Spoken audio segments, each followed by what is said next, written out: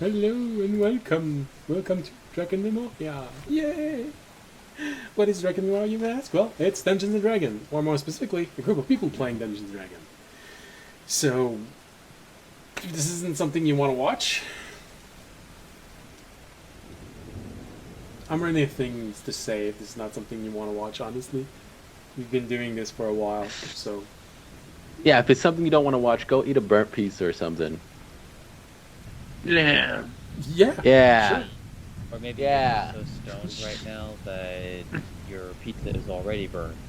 Oh yeah, go check your microwave or oven. Your pizza might be burnt. Yeah, I burnt mine right before. That might be the reason why you're smelling smoke right now. Yeah, sponsored by Burnt Pizza. Might as well just ate in a cookie. Although related, if you smell burnt anything and you're not cooking anything, check the house or And change the batteries. get checked in at the ER just in case. Yeah. Change the batteries in your smoke detector because they obviously didn't work.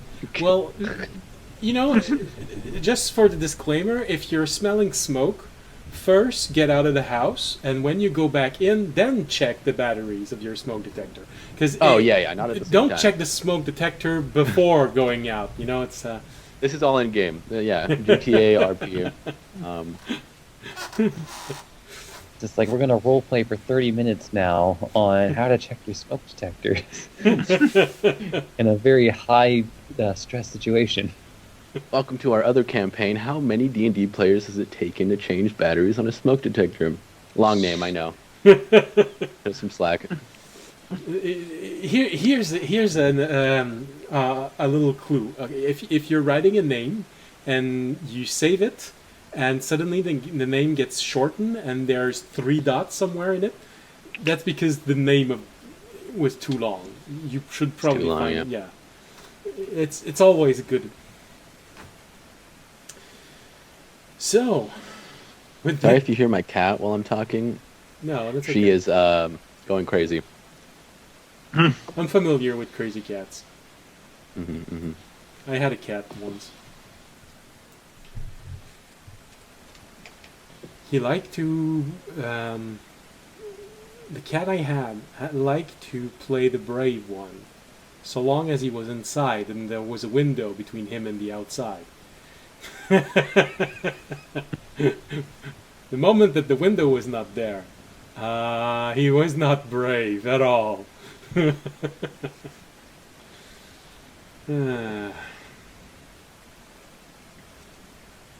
We had to drag him out from under a car because we don't know what happened exactly, but we think he just met another cat and he panicked. We've never saw him so scared.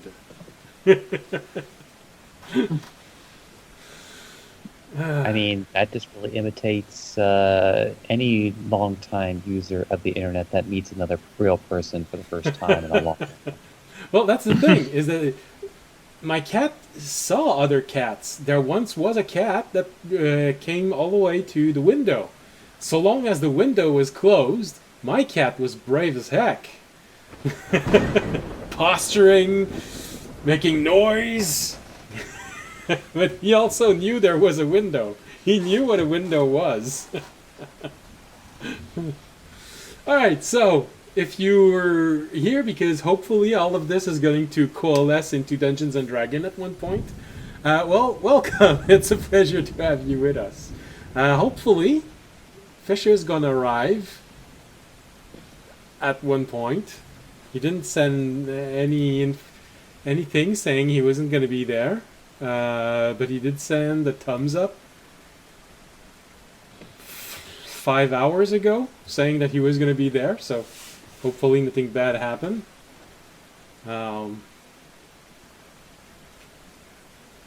Which would be awkward because the last thing he said was, "Audience, we need to talk." So that it might be a little bit awkward for me having this conversation as Fisher. Yeah. I think so. I was gonna call him. Actually, I'll just do that now. Yeah, go. Alright, so while audience is doing this call, we're gonna go with the recap of last episode.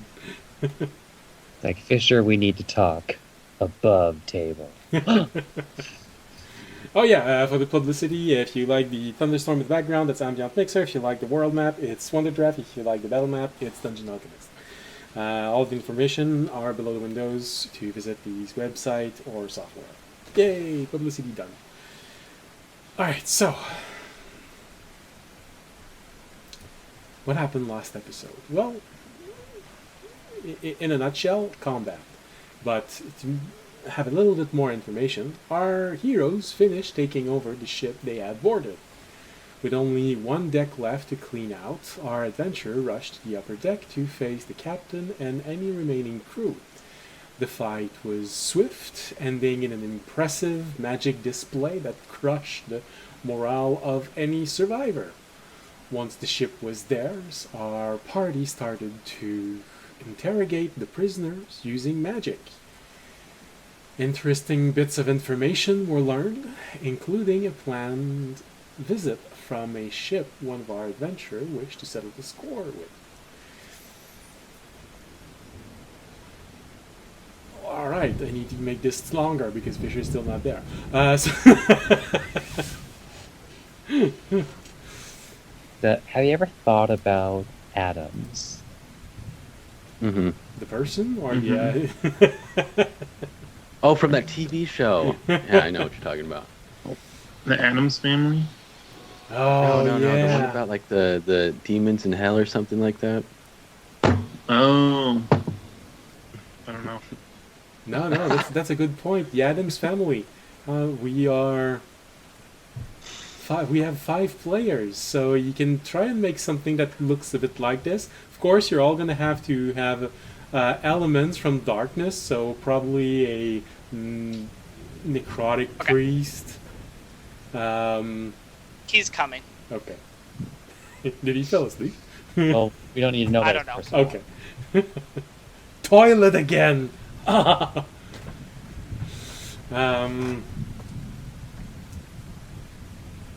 was I saying? Oh yeah, we're gonna need shadowy things. So shadow sorcerer, warlocks.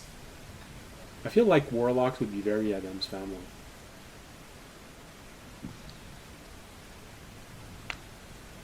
So part of me thinks that, like the Gomez would probably be something like a swashbuckler. Either that or perhaps like some sort of bard. Hmm. But not like a That'd work. not like a performative bard, but more like a swords bard or Yeah. I would go with the swords bard. No, definitely Gomez Adams. Bard would fit well. Then Morticia would have to be something like Well, because she's always smart, fancy, and all of that, she wouldn't need to be sorceress or wizard. It feels like it's the only thing that goes well. Even though she's partly crazy, Mama would probably be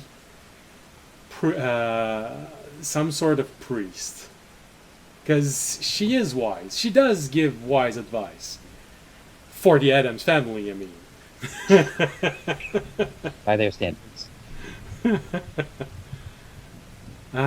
Fester Adams.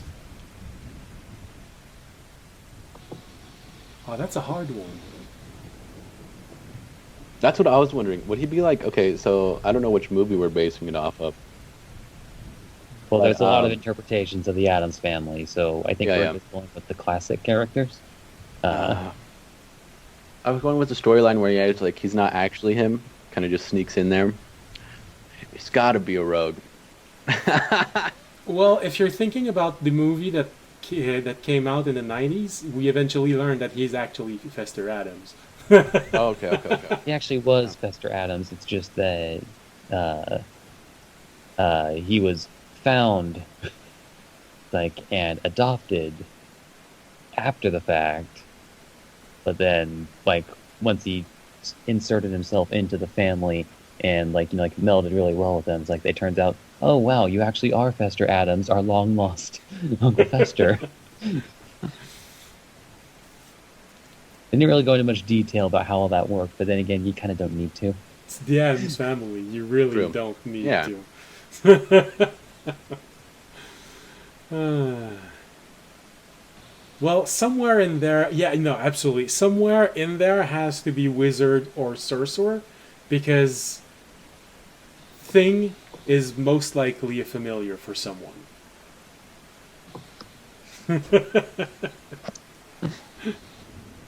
Feels like it should probably be Wednesday.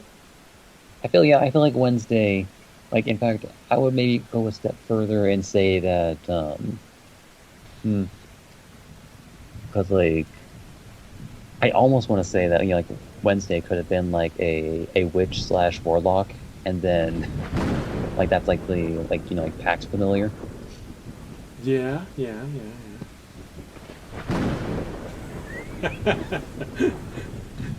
Interesting moment to come into the conversation, Fisher. Mm-hmm. So the only character we haven't figured out is Fester and Pugsley. So what are your opinions on what class they should be? Fester Adams and Pugsley Oh Adams. no! Look at the time. We got to start the. Oh. I think I would just make Pugsley a barbarian and leave it at that. Yeah. Yeah, no, that kind of works. We only need Fester now. Fester's probably the odd one. He'd have to be multi-classed. He's a man of many trades, many skills. All right. So, now that we figured out the class of every character in the Addams Family,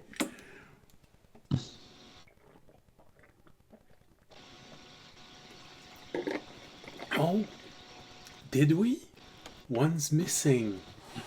Oh, Lurch.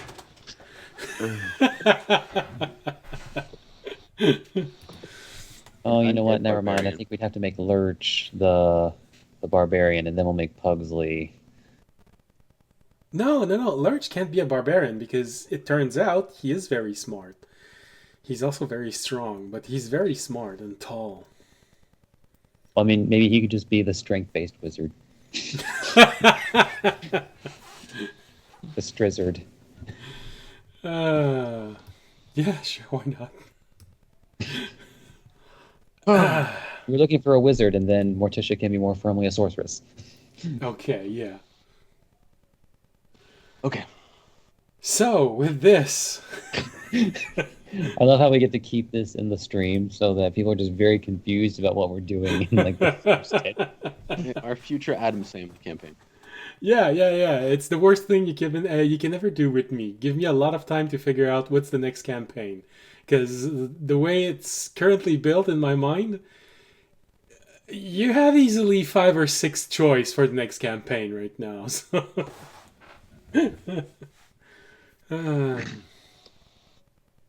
All right. So, we left last episode with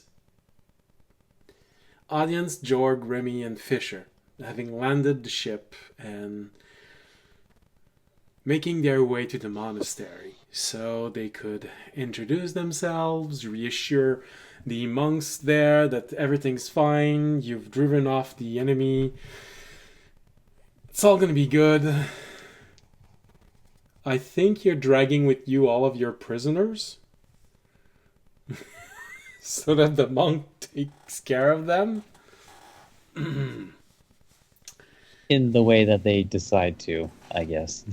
I think we were gonna go drop them off at the nearest island. Oh yeah. Well, it was talked about. It wasn't determined if it was actually going to be that, because you started talking about whether it was ethical or not, and conversations sort of I Okay, think we so decided it was We're not fine. keeping them prisoners. okay. All right. Well, then in that case, the rest of the party is going to go. Everyone, or just one of you? Well, you so. I'm already down there. I think all of us. I think we're gonna go check it with the monastery first. Well, Tobi Yashies already on the cliff, waving Yeah. to a kid who's supposedly going to warn the monk that there is someone who wants to talk to them right outside the barrier. Oh, Toby, you missed, by the way, the fact that the monastery is going to be attacked again, most likely. That's Okay. happening. Yeah, I was told. I was given kind of like a little overview. Okay. I was told. So we're An trying to kind of elevator? figure out how they're going to be attacked again. Yeah. And he did warn But we know when they're coming back, right? 8 days. We know the ship is coming in 8 days. We don't know what the attack is going to be because it said the attack was going to happen before the ship arrived. Or the monastery was supposed to fall before the ship arrived. So when the ship arrives, they just have to go in, pick whomever is left alive, and have new people for their island.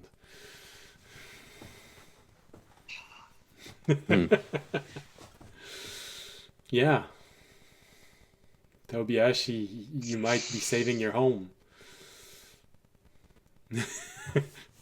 Or Been waiting for ensuring this. it's doomed. You never know. Whoa! All right. Yeah, we should have kept the other one too. I have a plan, I think. Okay, good. Especially since Tobiashi doesn't know anything about this. Yeah. Because he's been on a cliff. He's in a got- cliffhanger. I'm like, man, this kid's taking forever.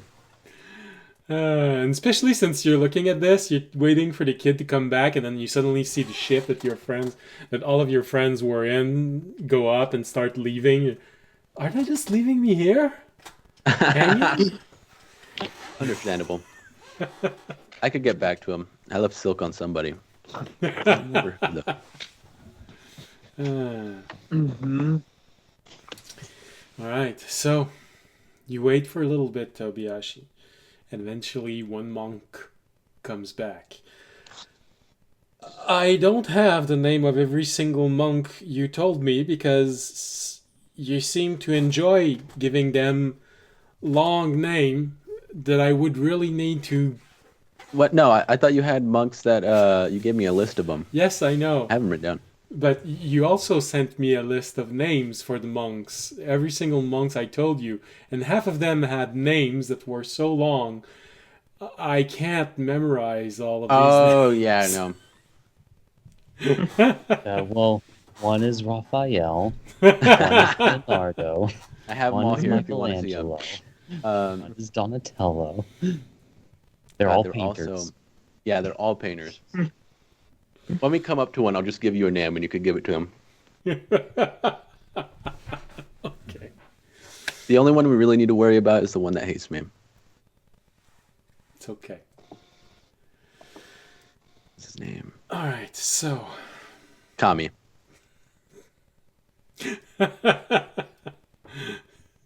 They all have Japanese name except the one that hates you. He's just called Tommy. Tommy, yeah. All right, so it takes a little while. You have time to look at the ship go up, go off, and start leaving. It's a bit awkward. You see the ship leaving a little bit awkwardly. You sort of realize, okay, so the ship is undermanned, and the only one who actually knows anything about handling a ship is Fisher. He's so good at giving explanation. That's probably why the ship is doing those very sharp maneuvers.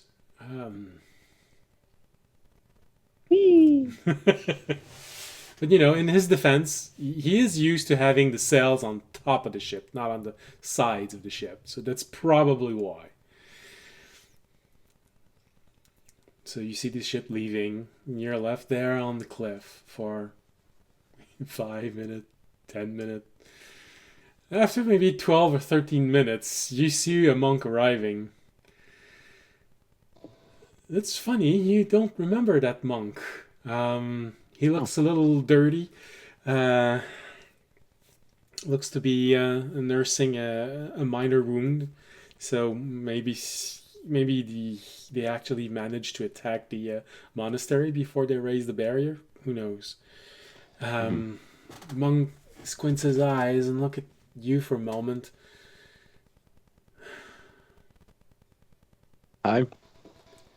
He tries to signal you,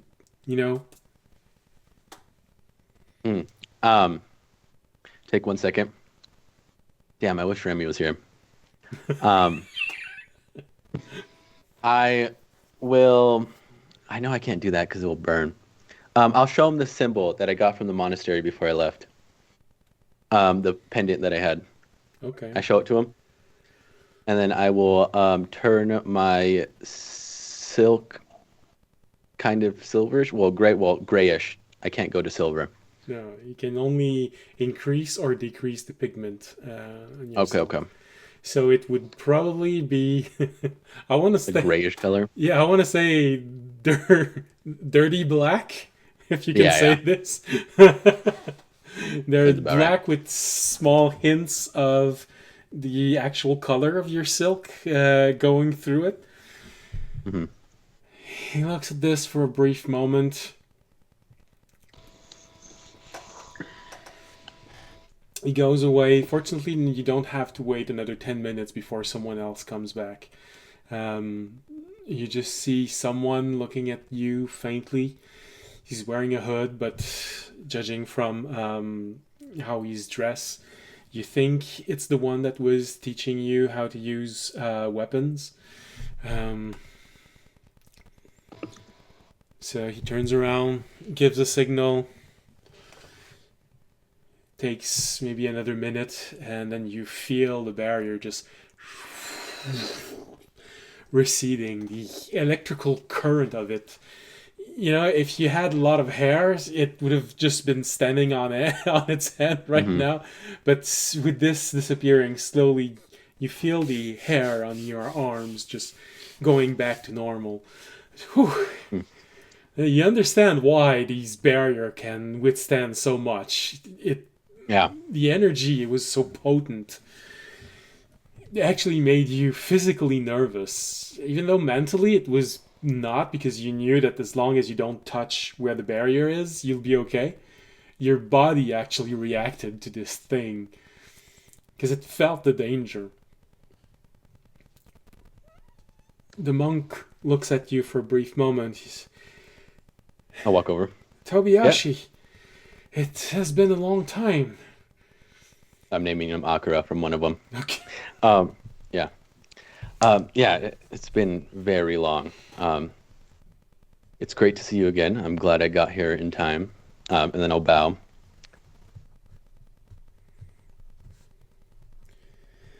All right.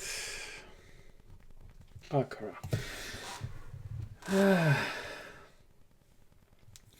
Wish we could have greeted you in better circumstances.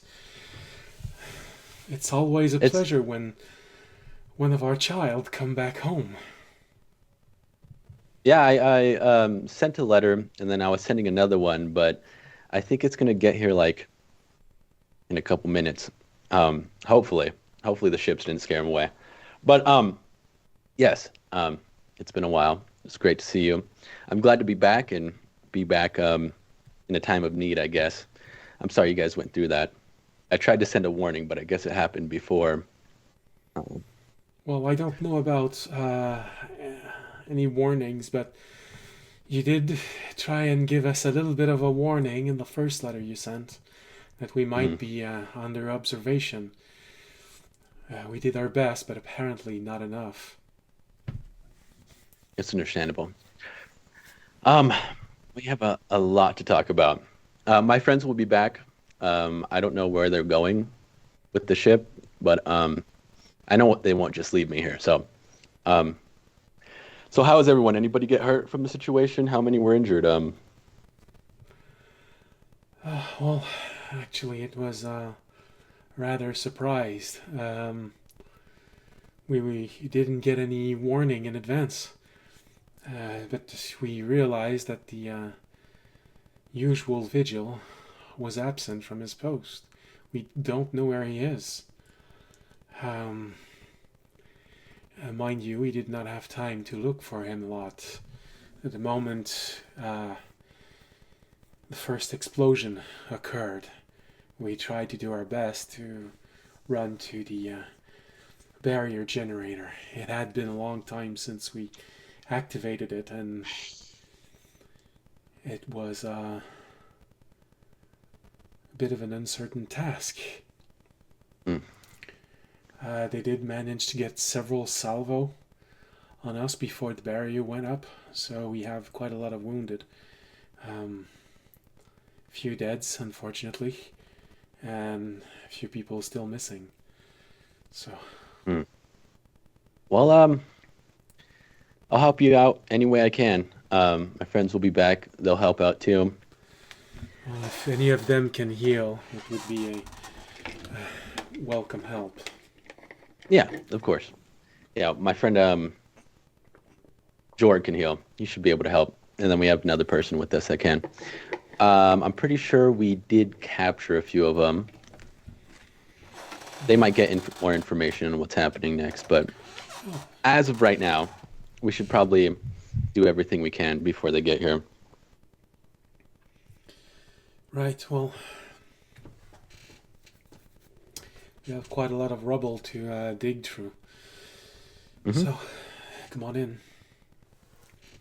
All right. I'll go in and help them with whatever they need helping with until the group gets here. All right.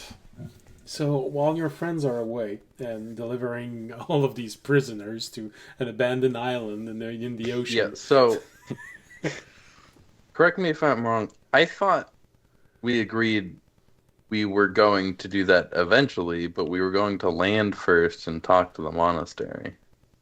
We were. Yeah, we had already landed. That's why I said that you were going up to the monastery and bringing everyone, but you said that you wanted to deliver them. So I said, okay, maybe you changed idea. No. They were tied to the mast of the ship. They're all just tied to the mast of the ship. Oh, okay. Yeah. That's totally safe. Nothing bad could happen from that. I mean, we tied them to the ship. Absolutely. Oh, well, it looks like they're turning around. Sorry. They changed their mind again. All right. Oh wait, hold on. Say, they're it doesn't signaling seem for like we traffic. left off any geniuses up there. So. hmm Well, you needed to transfer a few people from the other ship, so you wouldn't just leave them alone on the ship, so they could escape and recapture the ship and leave.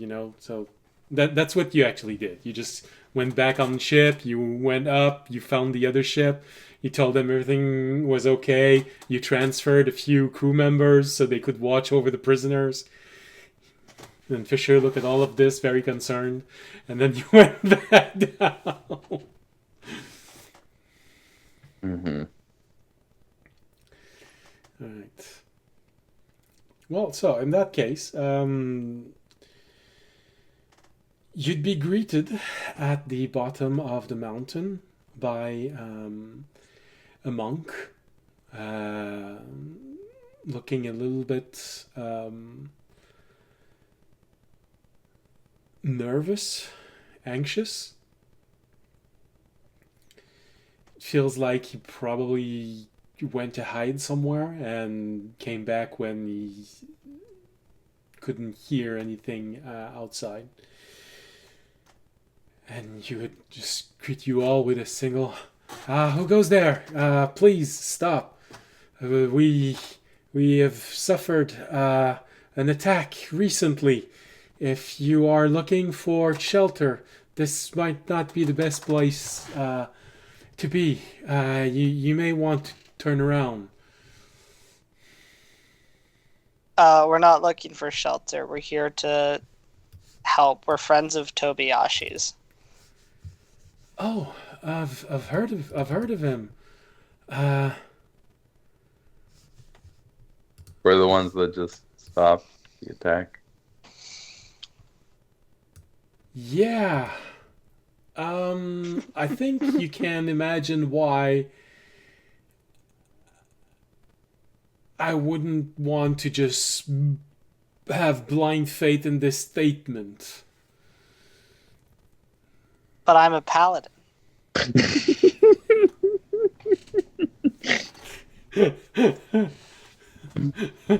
Blind Faith is his middle name.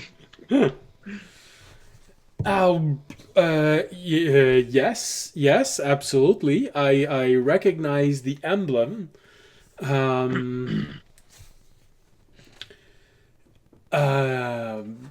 Yes. All right. You'll. You see, he's trying really hard to find a reason to make you wait for a little bit. Well, I still have to get the message to the monks that some people are trying to get up the mountain. So you'll have to wait here until the courier comes back um, uh, with an answer if you can go up or not.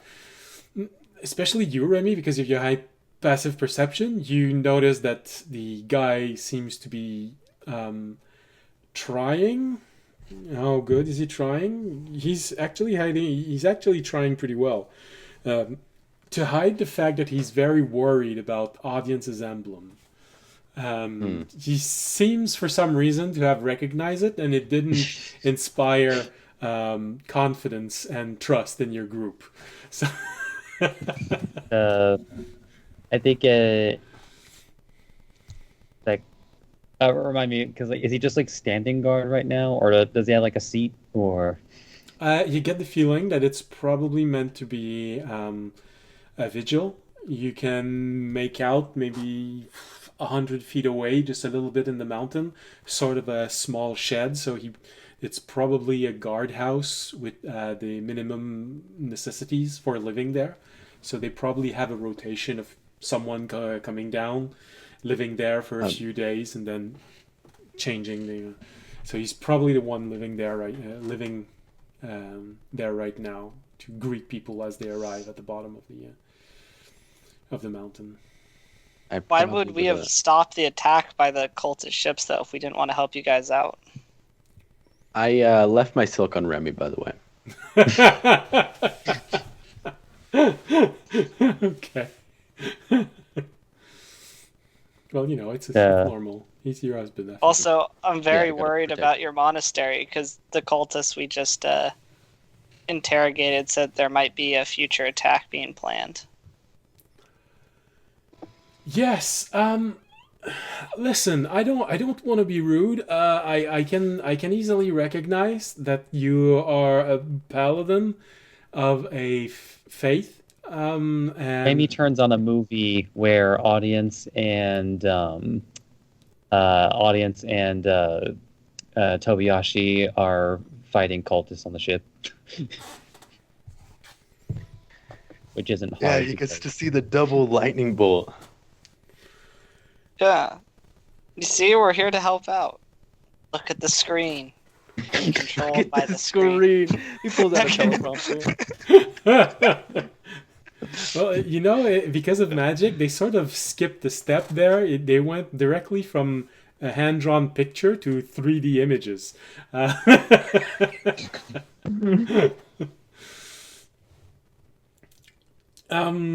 Unfortunately, and it's been a while, Remy, since you had that reaction, you get the impression the guy doesn't know what a kenku is. Well, it's pretty convincing, I admit it, but I also know how that spell works. It could be fabricated. It's not a spell, it's his memory. He's a kenku. Audience, it is still a spell. He uses a spell. Audience just thinks that you're like, oh, all kenku can do this. Yeah. It's his memory, though. He's showing his memory, which can't be fabricated. He has the realization, like, wait, how do other kenku communicate? No, listen, I know, I understand what you're saying. But you have to understand what I'm saying. I didn't have eyes on the ship as it was happening.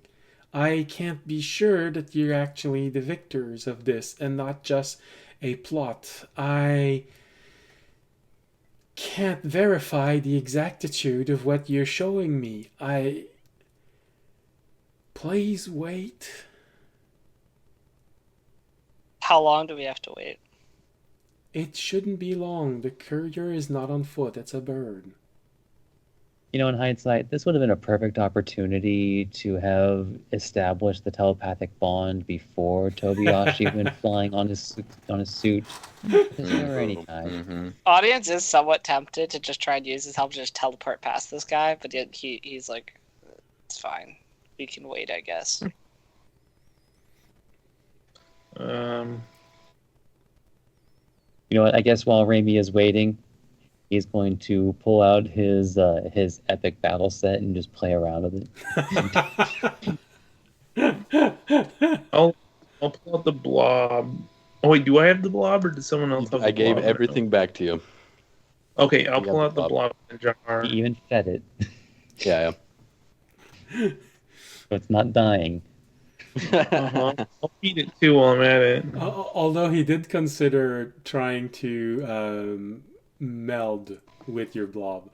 And throw it at a couple enemies. Become one with the blob. I mean, I haven't considered melding. I will admit that. Well, that's because you're not a jelly Now that type creature.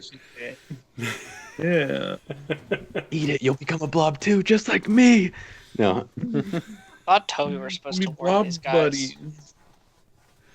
I told them. I said you guys were coming back, or you guys were coming up, but I don't think they got the message yet.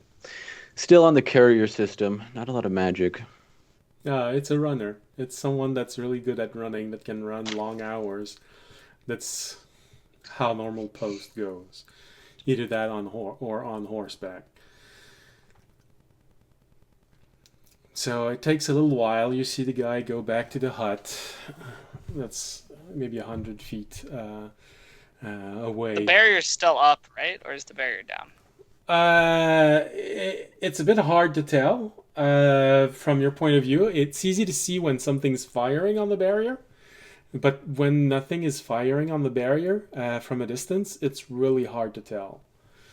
So you don't think you don't have any confirmation. Audience is gonna get a stick and walk to where he thinks the barrier would be with the stick. No, the barrier would be very high. Bear's all the way up there. Oh, all the way. So you guys it's not are- like on the ground. No. Yeah, we're on top of the side of like a kind of like mountain hill I area, see. and then there's stairs leading up. Okay, well, then audience will not do what he was going to do. He was going to try and check to see if the barrier had any weaknesses. The monastery itself is I'd say nearly 2,000 feet off the ground. It's really built inside of the mountain. Wait, why didn't this guy just realize we could just go past him if we wanted to attack the monastery anyway? Then, okay, whatever. It's true. It's fine. Just killed him and kept moving. Okay, it's fine. Whoa! Why would someone who wasn't attacking the monastery want to know the weaknesses? No, I'm suspicious of audience. I don't think you said it out loud though. I didn't say it out loud. I know. All right. Well, in that case, remind me your passive insights for audience, George, Remy, and Fisher. Low. All right, George, Remy, and Fisher. Insight 10. Passive insight. Yeah, 21. And George? or 11. Sorry. Mine's loading. I forgot to pull up my character.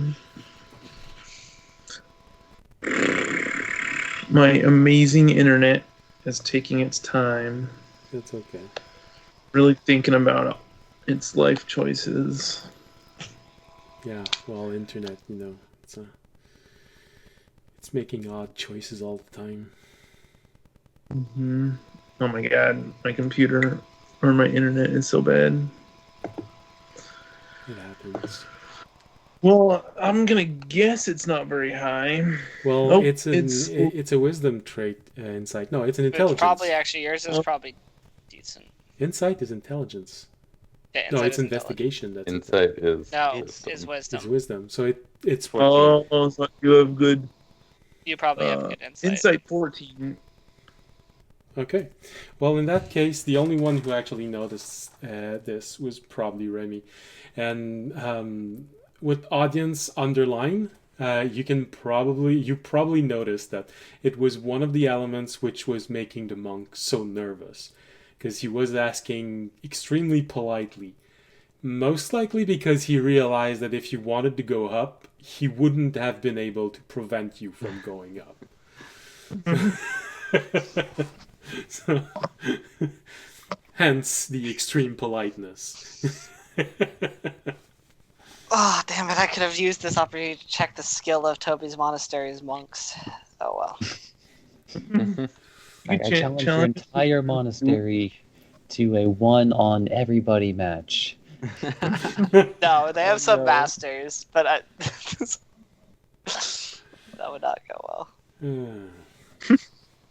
No, if you took on some of the masters, you'd most likely lose. But most of the students, I will remind you, you are level 11. 11, yeah. You're probably better at everything than 80% of the population in there. Yeah. Well, except for Fisher, because he's multi-class. Fisher, you are slightly above average at everything. All right. So it takes a while. I mean, Remy, you knew it was going to take a while for the bird to go up and then come back down, because although you can't fly, you've certainly took a lot of time in your life watching bird flies, and knowing that that bird was not a hawk or an eagle or anything that goes extremely fast. It was most likely just a pigeon, which, to be fair, it's faster than a sparrow, but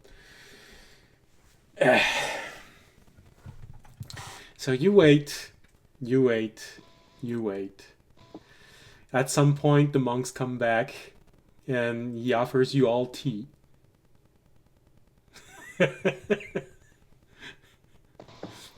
I am immune to poison right now, so I'll drink it.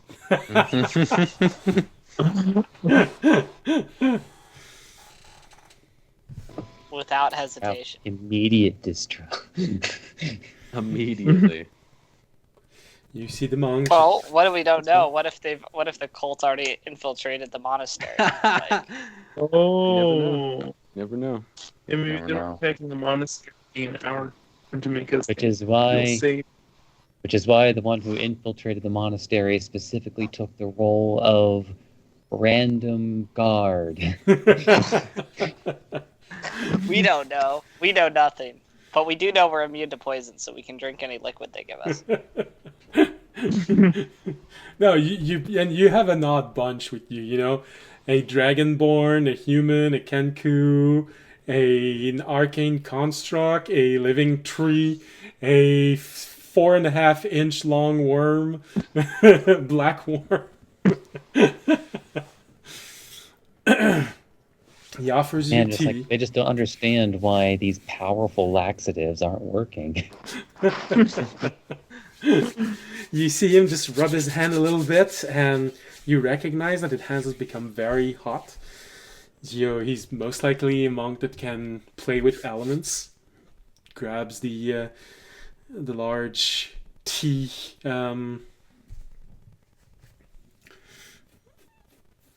pot and waits for a moment. It only takes a few moments before you start seeing a little bit of smoke coming out, a bit of vapor. And all right, I hope you like your tea very warm. It is getting a little bit chilly right now in here. And it's been a while because you've been away. You saw a bit of winter while you were in the Misty Isles. Then you just saw nothingness for a while, just dead tree. When you came back, you spent most of your time inside of the garden, which means the garden does adapt its weather pattern, but you haven't seen your world. You haven't taken time to just look at your world for a while.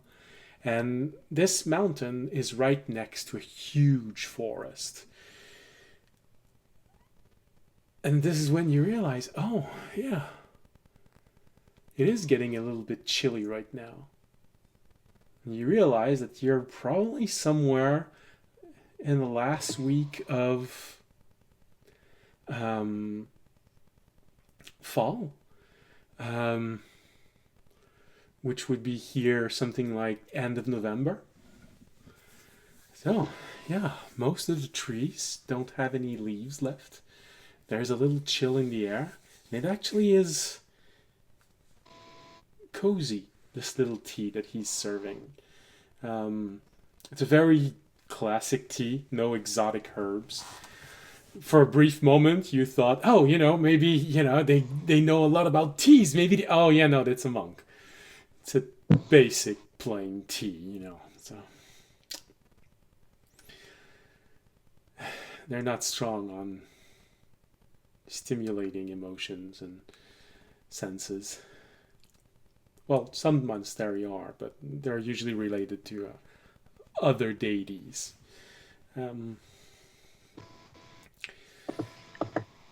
So you're given this warm cup of tea, which is actually pretty good.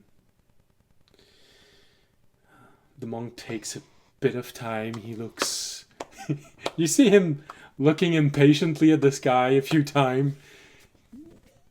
Especially you, Remy, you can probably easily picture in your mind someone else at one point in your life saying, come on, come back, fucking guards.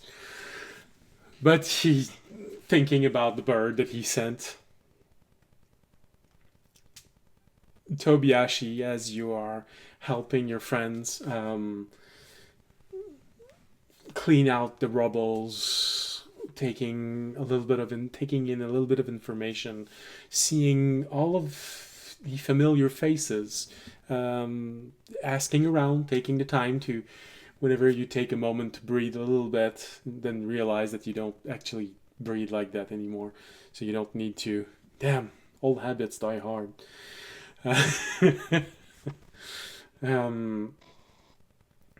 Learning a bit about what happened in the last few weeks. Since they got the letter, they've been extra careful, taking more time to look at everyone. They did have suspicions on a few travelers that came by, but nothing panned out. They were very careful about the person you told them to be careful of that was in the monastery. But quite honestly, right now he's among the missing, so they really don't know where he is or what happened to him. While you're doing all of this, you see a monk arriving. You recognize the monk as probably a very young monk when you left. He's maybe 14, very eager. But from his point of view, you've been gone for 2 years, so now he's 16. He's just about ready to become a fully fledged monk. He arrives in front of you. Master Tobi, that's the first. Yeah, you have what the? Huh? I was like, what? Yeah. And then you realize, oh, yeah. Oh, that's so weird. They're gonna start calling me that now. Yeah. We have visitors at the gate at the bottom of the mountains. They claim to be to have helped stop the invasion. There is a dragonborn. There is a human. There is a not sure how to call it, an avian person. It's a Kenku. Don't get it wrong. Okay. He gets. Okay, I will be. I'll be back here. Hold this for me. I'll give him a piece of silk. I'll give him a piece of silk that I could come out of. Okay. Stay right here. I'll be right back, and then I will pop out of the silk I gave Remy. As you let yourself be drawn inside of your silk, and it's fairly new for you. You're still a bit amazed at this odd sensation of just being sucked inside, entering inside Yeah. of your silt and being sucked in there, and just traveling between 2 points. You think for a brief moment, as your body finished leaving where it was, you swear you heard the monk say, "Oh, that's so cool." As you disappear. Nice, good first impression. Well, And then, I might pop up next to Remy. and then Remy, where is the piece of silk on you right now? Well, I mean, I think he would have put it back on his belt since he had nowhere. Well, since he didn't really have any inclination to put it back anywhere else. So So suddenly Tobiyashi just oozes out of your belt and starts melting in a puddle on the floor and retaking its shape. Oh, that was tight. Sorry. Where is he? Who's the guard? Yeah, the guard has his teacup in front of him, which is slowly spilling because it fell slightly to the side, and now the liquid inside is just dripping on the floor, and he's just looking at you with his mouth open, just going, Hey, we got the message. It's Tobiyashi. I give him a bow and show him my pendant. These are my friends. We just help with making sure that you guys didn't get attacked anymore. "Oh, okay, right." He looks up at the bird. Oh man, I really hope so. Okay, right, okay. So, all right, Yeah. please do come in. Sorry for Right, I gotta making get back you wait. up and help. You just Yeah, I just go back into my silk. well, you could always make it even more fun and just jump into Remy's belt and just Oh yeah, totally. Yeah, you see me. I'm like, Remy, get ready. I run back. I just dive right into it. So his husband dived into his crotch.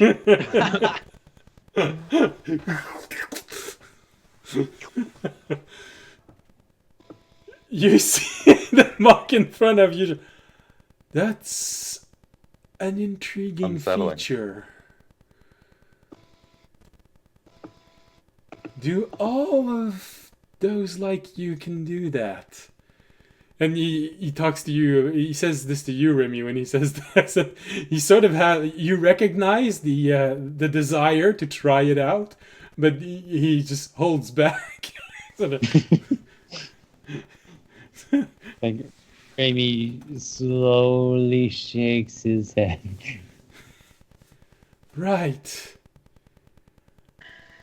All right. Well,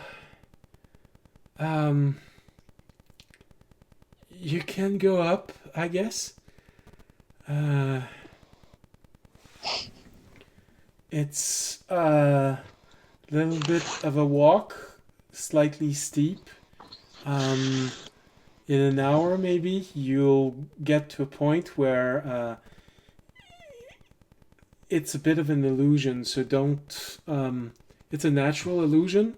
You're going to feel like it's going to start going down, but you're actually just going up. It's just an interesting feature that attracts a lot of people. And, right, I think you've seen worse than this in your life. Right, go ahead. Oh, hey, hold on. Look. And he points toward the guy arriving. Just a runner. Just looks at the monk and says, "The monastery has mail. Here." Right?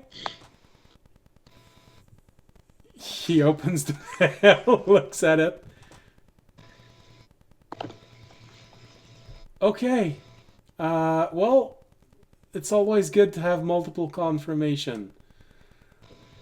Since I think this letter concerns everyone, including you, here, take it up the mountain. And to whom does he hand it? Oh, that's interesting. So, right now, 1, 2, 3, 4. Oh no. We're gonna take a d5 because a d10 because there's Ovenek also.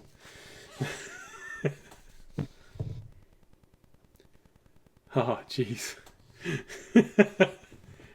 He hands the letter to audience. Roll the one. I'll look at the letter. Oh no, it's Tobi Yashies' letter. Oh. That just It just arrived. says how we're coming. Yeah. Oh, it just says, "Oh, It we're just says that arriving." we're coming, and yeah, and about like the guy that you brought from your church and everything. Oh, Nothing bad. I'm like, Toby, this letter's pointless.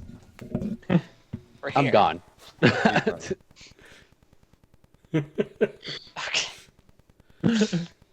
Great. I'll bring this letter and also the same worded letter from our mouths, I guess. I don't know. So you're bringing the letter from Tobiyashi that warns the monastery about you arriving there. Mhm. That's right. You have an emissary that most likely have joined you in the past hour that it took for all of this to happen. Yeah, well, he came down off the ship. So the one guy is coming up. All right. Well, that's kind of good. You could have given this to the emissary.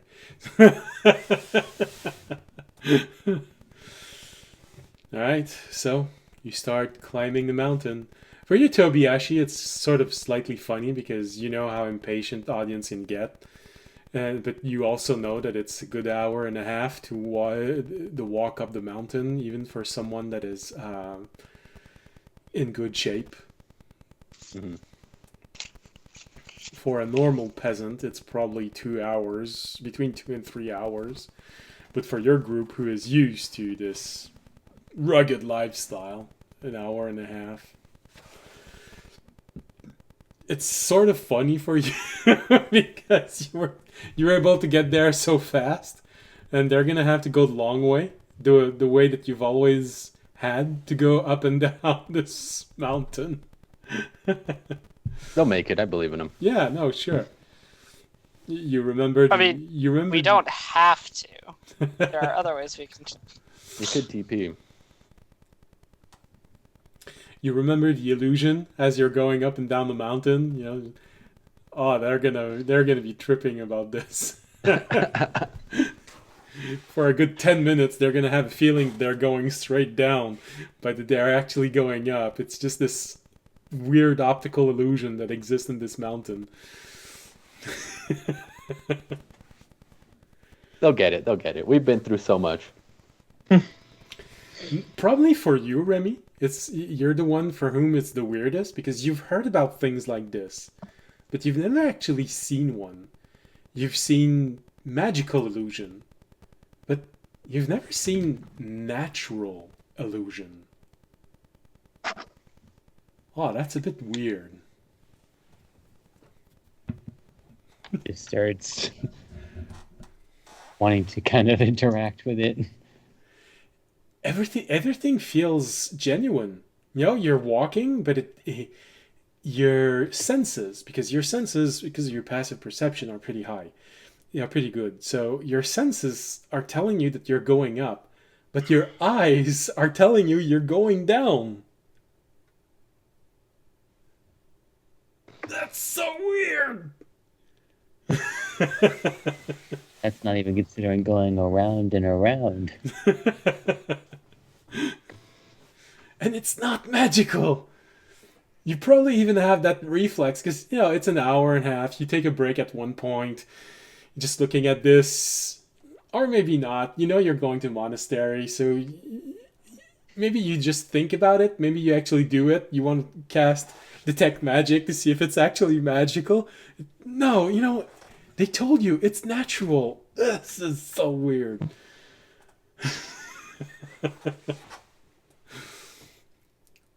I upcasted dispel magic on the mountain. It starts collapsing and How could you? Just one simple spell. No one has ever thought about doing this in the history of the mountain. No. Well, of course, for you, Jorg, you've been, from your perspective, for several years inside of a place which just plays on the mind all the time. For you, it's sort of a funny, when you're just looking at it. That's weird, but it's so harmless. Yeah. Trick of the mind. And you know that nature has those illusions everywhere. Anyone who went in the forest long enough, and you've never seen one. Not like this. No. So harmless. Yeah. You can understand, you can see the beauty of it. Why normal people would be so fascinated by this. But you've seen so much. It feels underwhelming. From your point of view. And I have no clue how Fisher would interpret this.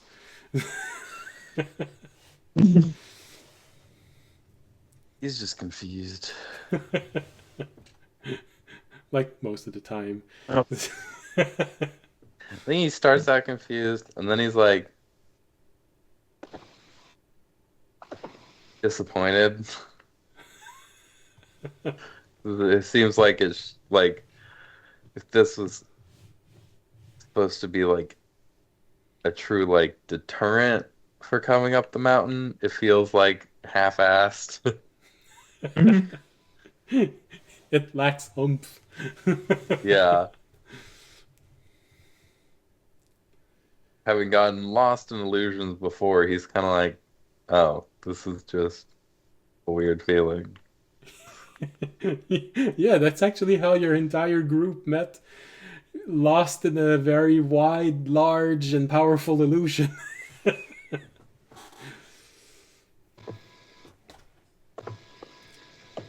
So, you go through it. You finish going up the mountain. It's maybe noon by the time you arrive up, the time that you waited downstairs, the time that you took to get up. Tobiyashi, you've been wearing yourself out, helping the monks remove the rubbles. A few people were found. There's still 5 or 6 people missing. You're just hoping that none of them were just blown off the mountain. The person you told them to be careful about doesn't seem to be there. And they haven't found the person who was supposed to be the vigil. The 3 other people missing. One name you sort of remember. It was a monk that was there. He used to go and come back. He mostly never left the island where you are. He would go do small missions on the island, but he never actually left the island. So he's missing.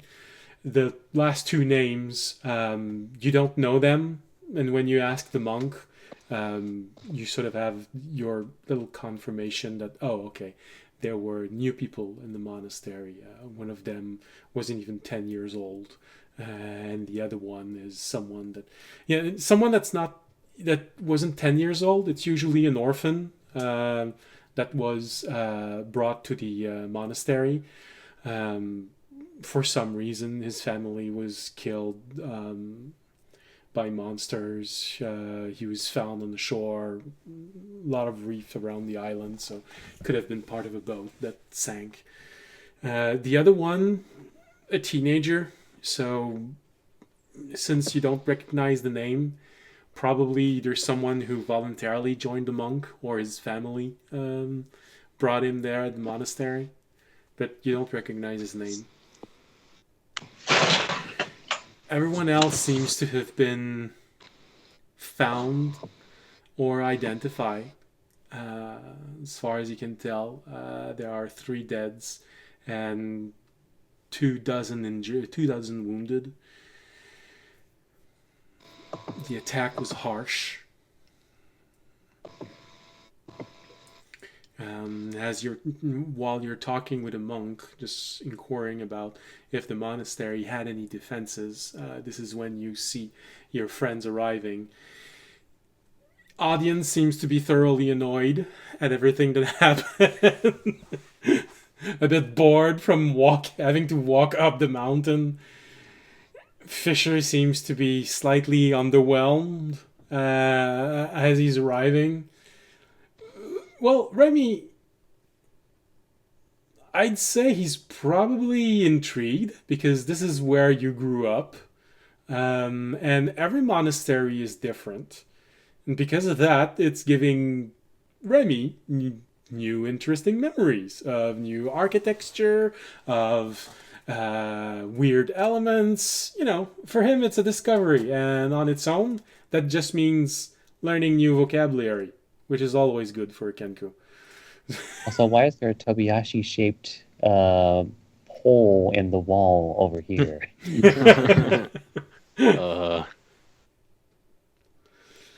Jorg, for you, it's always a little to your art. Because it's a monastery that was carved inside of a mountain. Just like dwarves, it's inevitable. They need their homes. So it's sort of a compromise, knowing that it has to be done. But still, it's something carved out of the mountain, which didn't need to be there, but so beautiful on its own. Yeah. It's been slightly spoiled by smoothing it up everywhere and then creating new caverns and then themselves being, Oh, was that illusion, was that man-made or that occurred naturally? It's a naturally occurring illusion. This is Yeah, that was why it cool. wasn't incredibly... Mm-hmm. I mean, you recognize that for the common people, anyone walking in from a village downstairs, it would have Should be been like- really weird and something that a lot of people would probably take a pilgrimage once in their life to see at least once, especially on the island. Mm-hmm. But for you adventurers, it's, Not too crazy. But for you, a druid, I mean, it's not an illusion that is harmful in any way to nature. It's probably as interesting at looking at a very beautiful, naturally occurring grove. It's kind of nice. But Mm-hmm. that's it. No, it's just kind of nice. Mm-hmm. Marvelous things of nature that you've seen so many times. It's sort of, I know about that category of things.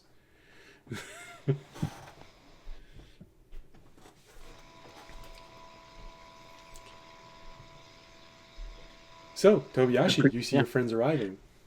All right, yeah. I stop helping where I'm at. I'll run over. I'm like, you guys finally made it. Well, this is my monastery. It usually looks better than this. I give them a bow just kind of out of remembering this place. Come on in. I was just helping them clean up rubble and stuff. We found a couple people who are missing. We still can't find the cultist that was here that they gave help to. He's still missing. And Well, actually, it's not a cultist. It's someone from the Predator. The ship. oh, someone from the Predator, yeah. The guy from the Predator hasn't been found yet, so we're It's still a looking trap. around. Sorry. And yeah, that's pretty much it. I'm just gonna be helping out, and then I should probably introduce you to my masters, or at least one of them for now. Mm-hmm.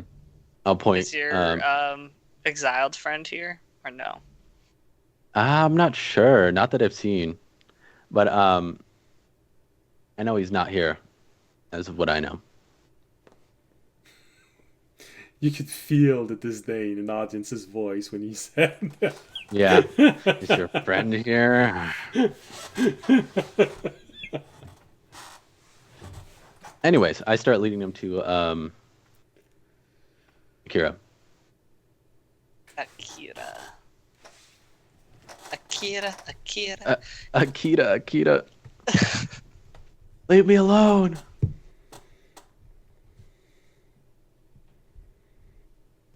Akira or Akira? Well, I spelled it Akira, so Okay. yeah, it's like the anime. Akira. It was like Akira. Kiesel. Yeah, I come over, introduce them like Akira. This is my companions, and we have brought a emissary. It was in the the note never got up here. The messenger actually arrived after you absorbed back. Oh, you guys have it? Yeah, audience has got it. Yeah, here's the letter. I mean, it says basically what we could say. Yeah. Here it is. But basically, what's on the letter is that we were coming, and my friend here, audience, brought an ambassador from his religion to embass. I don't know what they do. Well, he's supposed to act as some sort of liaison between your monastery and audience's religion. As soon as it says that, that would be me. Greeting. And he bows a little, puts his hand out. He looks very eager, very enthusiastic about all of this. Actually, he was pretty amazed at the illusion as you were coming up the mountain. It's an honor to see you, to greet you in person. I mean, throughout the voyage, Tobi has told us so many impressive things about your monastery and the place where he grew up, and we were so eager. And I'm speaking on behalf of the entire religion of the dragon, of which audience is one of our greatest champion. One of. Sorry. You sure you want to keep this ambassador job? I don't trust this guy. Did you say this? Did you say this out loud, audience? One of? I might. Okay. I feel like you should. Yeah. I want to see if it breaks his rhythm at all. But I know it's one of. You're just like right behind him. He can only hear you're like one of. What? Yes. One. I guess you haven't had any time to hear about Theron's return. Oh, I wasn't expecting to be the one telling you this, but all right. So, audience, probably should have. I was expecting to tell you all of this later, but all right, since you sort of forced this. So, Theron is a member of your cult that you knew from your village. But you haven't heard about him for a very long time.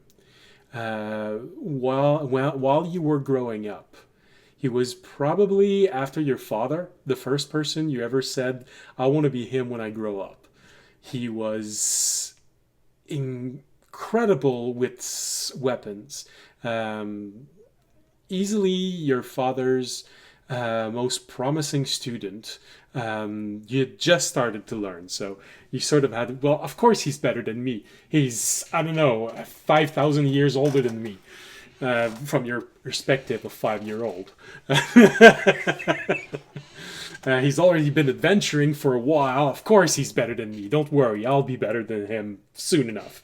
But unfortunately, you never had the opportunity to verify if you actually became better than him. Because 3 years before you left, he left your village to go on an adventure to help propagate your religion. It's actually one of the things that motivate you to go south. You were kind of hoping that you'd get your chance to prove that you're better than him now. You just never met him. So, in terms of heritage, it's always been a bit hard to determine which dragon might be dominant in his genetic makeup. But because of the horn he has on the side of his head, you think that it might be a black dragon. But his scale aren't black at all. They just look like the mishmashed color that 80% of Dragonborn have. So, yeah. That's who Atharin is. So yeah, you just learned that he's back. There. Okay. I didn't know. Yes. So like I was saying, audience being one of our most prominent champion, we are very eager to develop a relationship with your monastery. Obviously, very prominent on this island, but having a member of your monastery adventuring like this, well, according to what I've heard, 2 members, but Mr. Tobi here, and here someone correct him saying, Master, what? Master Tobi. Right, yes, Master Tobi here. Having become such a known adventurer, I think it's a good idea to develop relationship with you and Master Tobi. And I'm here to, talk about this. So whenever you're ready, whomever needs to be there, just tell me, and in the meanwhile, I will gladly help you with anything you need. You seem to be in need of a little bit of help with the monastery. We are here to help. It is one of our founding principle to help those in need. So, I am here to help. I sit there and wait for Akira's response. He's the master I brought him to, so. I'll give him a 7 out of 10.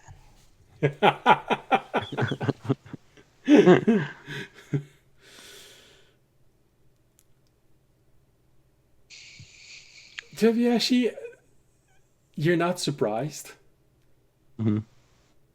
Akira doesn't look surprised or impressed in any way. Mm-hmm. Yes. Well, when we have finished clearing out the rubbles and helping with the wounded, I am sure the monks of the monastery will want to properly greet Master Tobi and all of his friends. You will have a chance to talk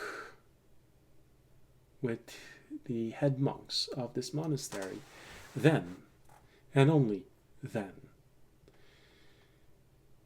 Meanwhile, if you say you want to be helpful, we have many wounded which would gladly benefit from someone belonging to a faith of any kind.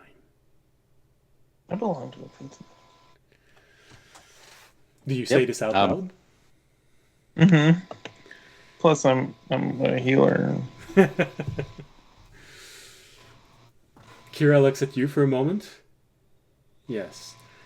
Well, if you prefer healing the wounded rather than clearing out rubble, we can certainly use your help in this department as well, and any of you who might have similar inclination. Oh, and I just go, all right, I guess that means that's me. And I Yeah, will. we'll- Actually, help out, Akira seems to react a bit stronger with with Ohonak saying this. You sort of recognize a glimmer of surprise when a tree suddenly starts saying, "Oh, that's me, I think." Yes, Oh yeah. adventurers do have peculiar friends sometimes. Well, I just follow our apprentice here. He will show you the infirmary. Thank you, Master Akira, for your time. As he's just said, let's go help out where we can. Where people more Let's comfortable. actually have a quick, just a quick party chat Okay. beforehand. Alright. Just somewhere private we can go. Rebuttal. But they're wounded Rebuttal. who are being injured. Audience, Mhm. this is important. But, okay. I'll send my My dog touch spells through him. Master And- Akira is Master Akira. Why Is do my I want to old room imagine? being used? If you'll permit me a possibility here, there is a part of me that wonders if Jorg would specifically make it so that that his dog would lick, some of the wounded, and that would be how he would transfer his cure wounds, literally healing them with a doggy's licks, just like every dog thinks their licks can do. Well, When actually, their masters hurt. Rel is just an extremely good therapy dog. no, there is something behind the saliva of dogs. It has a natural antiseptic. Not as powerful as those a doctor has, but it's better than rubbing it in dirt. Yeah. This is why a dog, even though he spends a large portion of his day licking his butt, has a cleaner mouth than you after you brush your teeth. Yeah. Master Akira, is my old room being used? Well, Master Tobiyashi, as you well know, no room belongs to anyone, but if you wish to have quiet quarters, yes, of course, this can be arranged. Okay. Thank you. No room belongs to anyone. Yeah. Sorry. Still getting used to Yeah, my why don't master you calling me come here? master. Alright, so you're taking to a beginning. Yeah. Onak can A go. beginner monk, and that monk yeah. takes you to an empty room where you sort of have this moment of nostalgia of entering this. It nearly feels like my old room. There's just this one thing missing on the wall. That's it. Otherwise, it's exactly. I wonder what happened to that poster. No. Okay, we should be private in here. I made sure that audience's ambassador went to go help, and then I guess Onak could go help too. And Jorg is blind because And he's Jorg's healing, dog. because he's He can using hear. his pet as familiar that's licking people to heal down. You can hear, but Okay, so- you can't see. What's going on here? Well, I guess you missed a little bit of our interrogations of the prisoners, Toby, but Oh, so you did interrogate him. yeah, We tortured them brutally. Wait a we minute. didn't. What? They were mentioning being, or not really mentioning, but we got that they were a little surprised that we actually attacked them. Instead, they were planning on putting up a bit of a show and then being able to leave. Mm. And I think now might be a good time to bring audience in on some stuff that we found. Jordan, All right. you're disappearing behind your nameplate.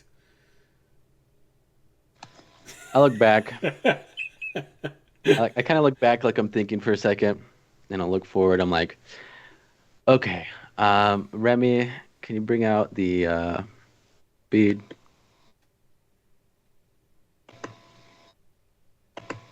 The little vial with the bead inside. Okay, Yeah. that makes a little more sense. Just like No, yeah, the vial with the bead inside. Remy starts reaching to his bag for a different type of bead. This is bringing a whole bunch of different beads out of his bag. just Nope. like a string of them. Just like which one? The one you reached or your goal? All right. So it's a So where to it's a start? small bottle that has a neck that is even smaller. The bottle doesn't have any writing on it, but it did have some liquid, and when you shake it, you hear something inside just rattling, probably a small bead. But the neck of the bottle is too small for the bead to be taken out. Okay, so starting with this, I have been doing research into your religion, trying to just make sure that it's doing good and what it's been doing while we've been gone, and double checking all the facts that I know. So I've been talking to a few people, and where this bead is concerned, it has been found on. Was it only one of the bodies, or was it many of them? This small bottle with a bead inside has been found on many places. Not all of the places where the aging occurred, but on enough that it became clear that it had something to do with this. Speaking to Naisha, she was doing her own research at the time, not connected to mine, but I was trying to get her help with whatever she could let me know. And she said that a couple of these beads were found on major heads of religions or clerics and stuff like that, where your religion was stationed around, and it seemed like they were not getting enough recognition. So the only problem was that one died that wasn't supposed to die for like a good long couple of years, and it was found on his body. It seems to kind of like leech the life out of the person who was carrying it, or who it was It's very hard to detect poison that makes somebody die as if they died of old age. Does that mean they could only target people who could potentially die of old age? No, but Not that we know of, that's kind of why it was found, This isn't going to because affect us. they messed up and accidentally did target somebody who wasn't supposed to be dying of old age anytime soon. Yeah. Moving back, it won't affect us. It's all out of whatever it uses. I'm pretty sure. Well, I think Well, you it couldn't drink affect us. It couldn't affect us right now Oh. anyway. No, yeah, it couldn't affect us. Other than that, as you've probably heard, I was seen talking to Naisha and what's her name? Temptress. Temptress. And they both gave me information. I shared information with them from what I learned when I took care of the people inside of the crystal. I kind of just let them know everything that I seen from audience's religion that was in the crystal. Seen over a couple years how like your religion kind of manifest, and who they choose to become part of it, and who they have as the heads of them, and how kind of like viciously they go after people who are in need, and all of that. Taking care of them And along how the are way. you? Sorry, Toby. How are Oh, you you're good. sure that it was my religion who planted this? Naisha does. It's just a hunch that she has. It's not exactly concrete evidence, but she's found multiple of them, and they've all kind of led back to your religion, them being around or them just disappearing because either they don't want them there or they're getting too prominent and they want to take over the area. Right, but More, there's no definitive evidence yet. not yet, no. That's why it probably wasn't the best time to do it right now. But now that we're already doing it, Fisher, Terranite Temptress. is commenting this all the way. He just doesn't shut up. It's God. Why did Toby? No, you're not supposed to say this. Come on, make him shut up. He's going. No, that's not what he's supposed to say right now. So Temptress, I gotta find her thing really quick.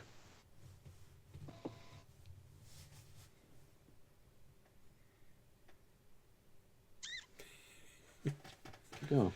She should be No, hello. I just don't have it written down. Crazy. She's right there. Okay. So gotta get to the actual meat of it.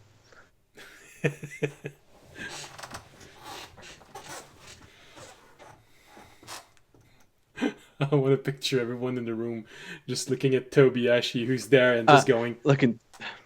1 second, guys. No.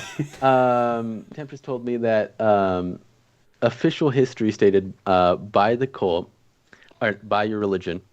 I don't say that out loud. By your religion is that their gods saw potential in a few select dragonborn in Cornithil. He led them out of a city so that they could be free to see the truth of official records of Cornithil and state that a group of dragonborns started preaching that dragons were godly avatars. This is to back up the claims of what Naisha told me. Original cultists were not dragon. Usually, the religion was not dragonborns. However, these religion members seem to favor dragonborns, and even more dragonborns showing a bronze dragon ancestry.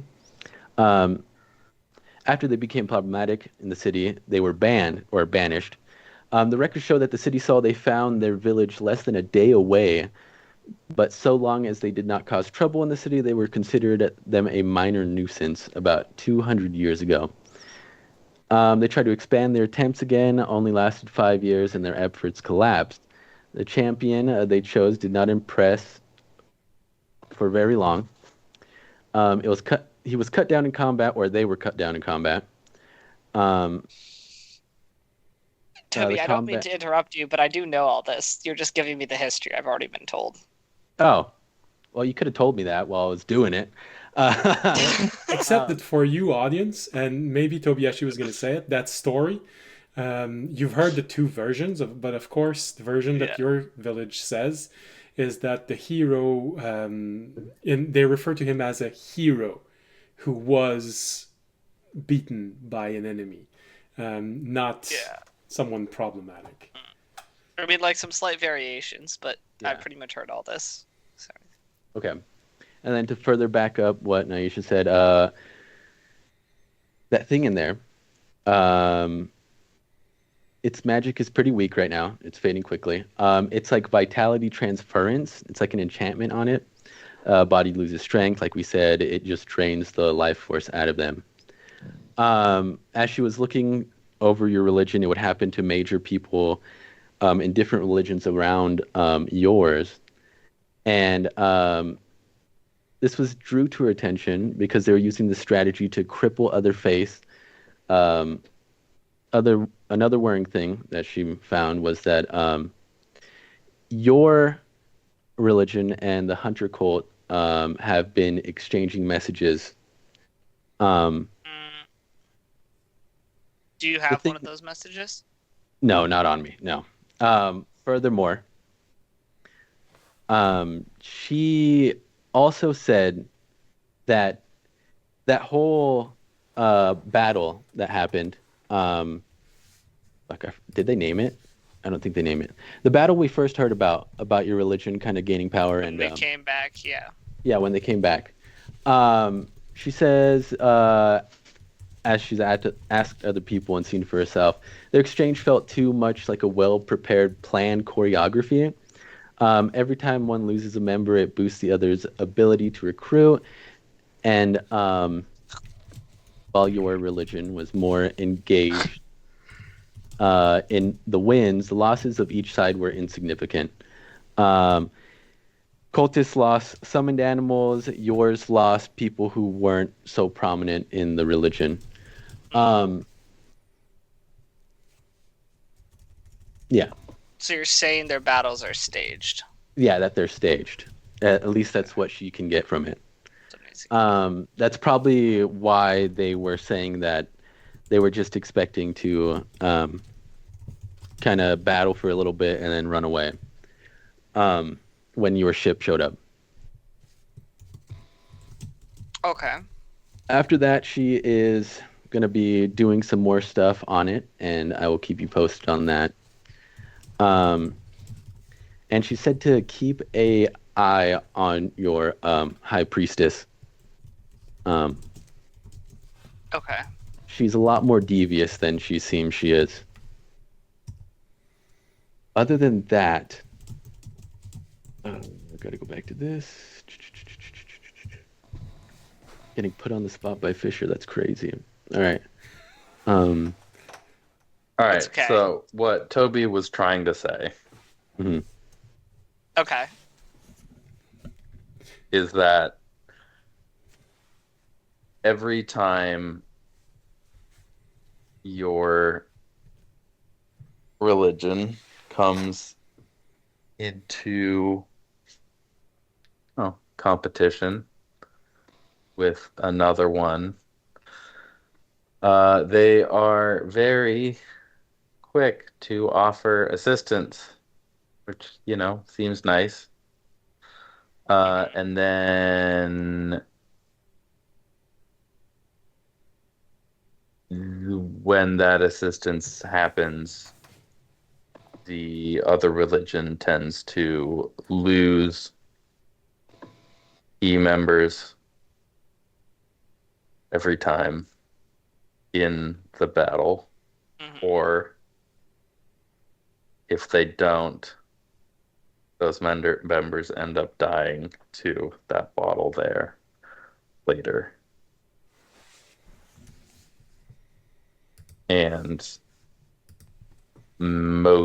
all of the engagements between your religion and the cult don't have outcomes that matter Okay. on a battlefield scale. So I'm hearing what you're saying, but I'm asking, is there like hard evidence of this? Is there anything you can like show me? I mean, if Terry could show you in my That- mind. Bottle right there. Yes, but I know, and I understand, but what Toby said is there was no definitive connection to my cult. He Well, just said it pointed towards the cult.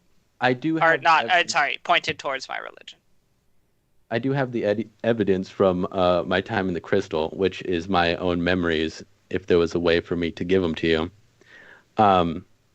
Other than that, no, not exactly. I don't really have hardcore evidence on it, other than what I just told you. And I don't believe Naisha or Temptress went to lie. I don't believe. Well, Temptress I can't speak as much for. Naisha, I also don't think would lie. However, it doesn't sound like she's 100% sure either. That's why she was doing more research. It sounds like, well, she is 100% sure. Oh yeah, she has been doing it for the whole time we've been gone. When I say a pattern, this isn't like a thing that's happened like twice. Recently. this is what happened to Corinth. And This it's happened built a off lot of more. what I saw in the Mhm. crystal for 20 years, or about, I guess. Okay. I'm not saying about. It's not like I don't necessarily disbelieve you guys. I Mhm. just feel like you guys might be missing something. What? What is the We might be. end goal? What are we missing, audience? I don't know. I mean, it just sounds like Well, there's not enough. I would have liked more solid proof before I told you. Or I it seems like recently, we have my religion got a lot better. We've been bringing a lot of members. I mean, there's a chance maybe my religion was infiltrated. Some key members. It seems like I need to look into this, but I don't know. I'm not exactly sure that there's evidence that my entire religion is corrupt here. Yep, nope, you're absolutely correct. There isn't any proof. It's just from what I've gathered. But could audience be in danger? Like, if That's he's what not a part of this? I'm mainly worried about. Yes, I'm mainly worried about audience not being in good hands. I know that's weird for me to say, but yeah, it's a lot. Like I said, I would have liked more hardcore evidence, and we'll probably have some when we get back. But I'm pretty sure I've told you everything that I've learned. Anything that Okay. was actually of virtue. Fisher, from inside of you, you hear Terranad say, Nature Boy kinda brings an interesting point. If audience is just a tool, but he shows sign of realizing he is that, they could potentially happens to turn the on tool? him. That's part of the reason I wanted to bring this up now. But sorry, talking to Terranad. No. Also, I mean, like, audience, you know about dragons Yeah. and their different types Yeah. and how strictly they seem to stick to those traits. Mm-hmm. What do green dragons do? What are they known for?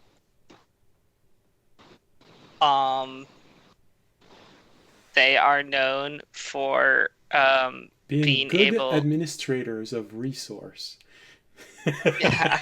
Being good at they're known for being good as leaders who can like help a population build and help control what the direction they're going in. Raimi, what are green dragons known for? Well, that's a bit harder to find words around. Remy would probably know many Did you read the book Dragon book? descriptions. Was what would that have been a detail in the Dragon book? Most likely. All right, in which case, Raimi's going to using a lot of spell slots on silent image today, but sure. Isn't it? A blown up page, like specifically pages turning, just in case it's on a second page. Just like a book animatic. Oh no, it's kind of like having a touch screen, it's just like, hey, next page. And like, okay, fast forward.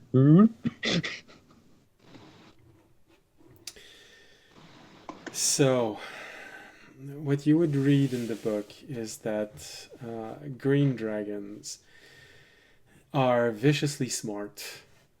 They have plans within plans. They are also very known to be very manipulative. They have no hesitation in using someone for what it can bring them and discarding them afterward. They enjoy making sure that enemies are take care of one another for the dragon, and they have no problem twisting people into doing their own bidding, sometimes against their will, but also against them realizing it. They are known for their manipulative nature, their expert, flawless, manipulative nature.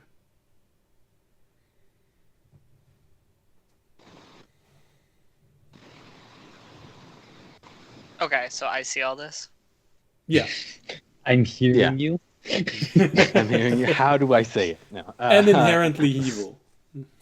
According So to that's them. what everybody else says when you ask them about green dragons.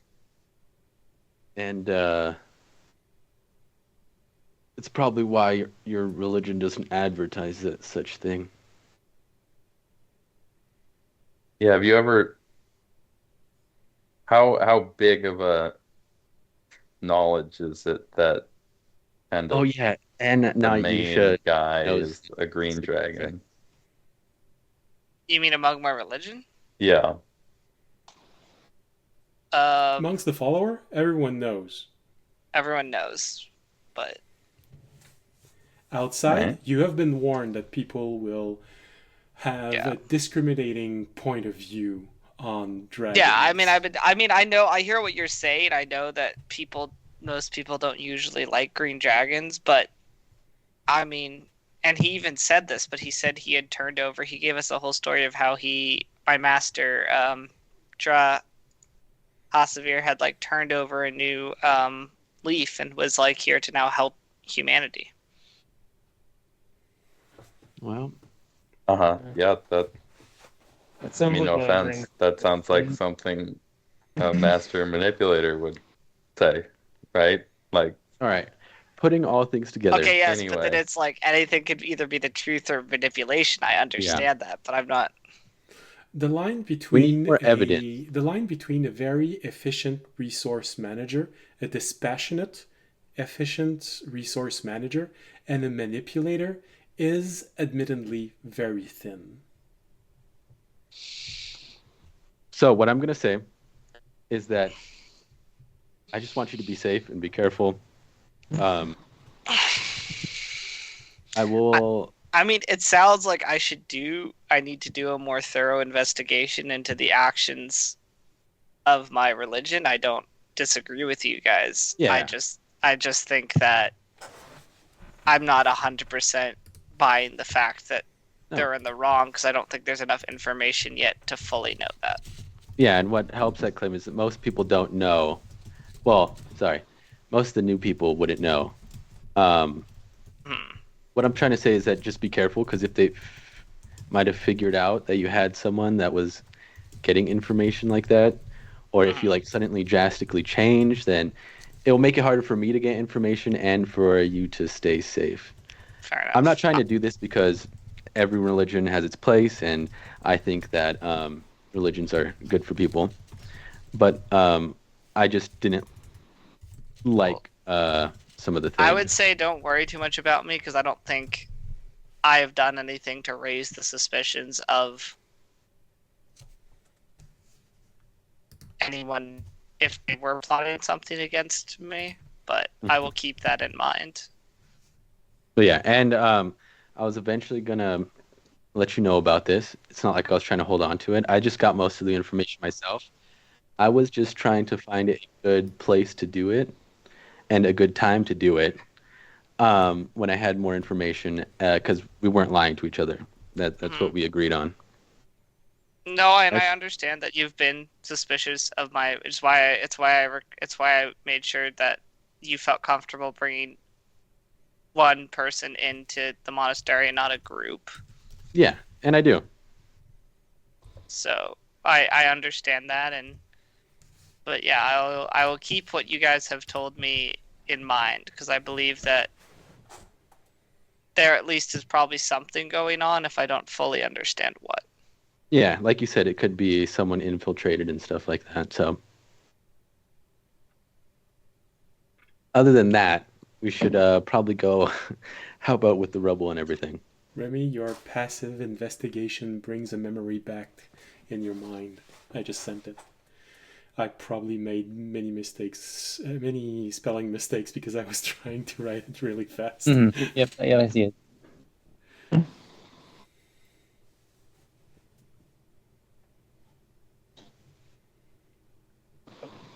Yeah, it was those future ones, right? Yeah, those that haven't happened yet and are always right before something terrible happens. That's But other than fine. that, we should probably get prepared for the attack Yeah. and Well, we help don't as know much what as the we can. attack is. We need to help the wounded, but I also think our priority, honestly, along with helping the wounded, is we need to find that person that's missing. Because I don't know if we have some way to track a single individual, but if we do, I think it's imperative we find that individual, because they'll probably at least know something or be able to lead us towards something that maybe is part of the plan of them attacking the monastery. Yes, of course. I don't have any way of tracking someone like that. I would have to be in contact with them first. Big old shot in the dark, Jorg. You wouldn't happen to be able to know or have prepared locate person, would you? Or a scrying spell. Or a scrying spell. Or a scrying spell. I don't have any, What? and I'm pretty sure. Does Terry have anything other than clairvoyance? Mind spike, detect thoughts, clairvoyance, sending, psychic land, confusion, banish, synaptic static, telekinesis, immolation, disintegrate. Okay. Well, Well, it's... What time is the day is it? Sorry. Right now, after all of this discussion, it's probably nearing 1 o'clock. So Okay, it so would be it's still time for after. all of you to eat something, probably with all of the monk, and it also time for us to go on a break. Take a short rest. Yeah. Take a short rest. Yeah. Sure. Short rest. I was just thinking, okay, so I mean, we could switch out the Are spells we gonna have time for a tomorrow. long rest? We We should. don't know. Well, I mean, maybe we're not we'll- going to be working. It's day the and middle night. of the day. We will Yeah. long rest tonight. Yeah, we will log ours tonight. So we'll do what we can during the day today. Yeah, I Did you figured guys to just use leave everyone on the ship? Yeah, we did. But they're being guarded by the other ship. Okay. Hey, someone just wrote something in the chat. Oh no. Been a minute? something good or something. Yeah, it's been so long that the name doesn't ring a bell. Oh yeah, I know. They don't have prior message history. Oh, hold on. Blue is on Twitch. Isn't that the Discord name of our other Asian friend?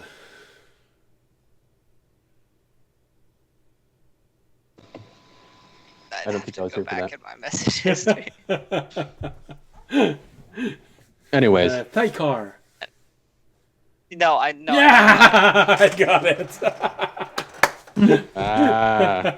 Yes. Good to see you. Hey, we're just All about right. to go on We break. were about to go on. We're about to go on break. But- But thanks for dropping in. Hey, all right. You can stay in the chat. We'll answer while we're on the break. All right. See you in 15 minutes. Bye. Bye.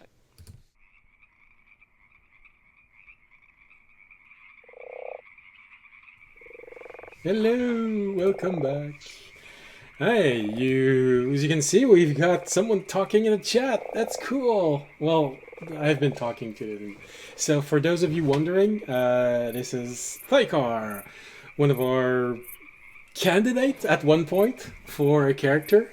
He played what was it called already? The race. Arakoka.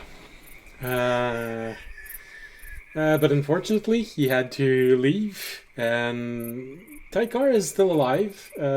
So is Anvara. The group has seen Anvara once or twice as an NPC Thaikar, not so much. But if you're wondering, no one's died. Tobi Technically, there's been one player character death off screen. Yeah, technically. Tobiyashi is no longer a human, and Jorg was trapped in an alternate universe for 2 years. You never met me. Mike's character did die, right? Like, his character died? You don't have confirmation of this. Oh, we don't have confirmation. Oh. The thing that you do have confirmation of, and that would probably more be Tobiyashi that has that confirmation, is that he probably broke under torture. Yeah. Does that mean he died? You can't be sure. But he definitely broke. And on that side, it helps that you had better wisdom than him. That's how you can easily justify it. You were able to stay focused, stay centered, use every bit of meditative power that you were taught in monk school to withstand this, which is why you withstood it and he didn't, because his base stat was intelligence, not wisdom. Okay. He may be dead, but he may have simply broke, or he may have been corrupted into joining the cult. Who knows? Maybe one day you'll meet him again and you have to kill him. Well, maybe if we go to that island, we'll find him. Where the ship was going. Oh yeah, Tobi. I guess not technically you, but we did know that the ship is going to the island we think where the other you was tortured. Oh. I would love to go back there and free anybody who's on there.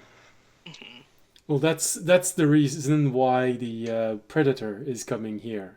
They were hoping to scoop up any survivor of the attack and bring everyone to this island. And regarding something you've once said, because you have proof, you've managed to get proof that the Predator is working with the Hunter cult. Mm-hmm. Regarding something you said a few games ago, it's odd, isn't it? Everyone seems to have a connection with the Hunter cult in some way. Right now, the only ones that you can't figure out who has a direct connection with is Remy and a little bit you. But right now, this seems like a very, very focused attempt at pulverizing everything that you hold dear. Yeah. I would probably mention that to everyone while we're talking. Okay. Yeah, we seem to all have a connection to the Hunter cult. Some in more ways than some of us. But I would probably be worried about maybe if you had like a home village or like a place that you loved or things that were vulnerable that's just kind of out of our way that might be destroyed. Because they came all the way to my monastery. Maybe we have a plan. What if we act like they actually took over the monastery and go with them?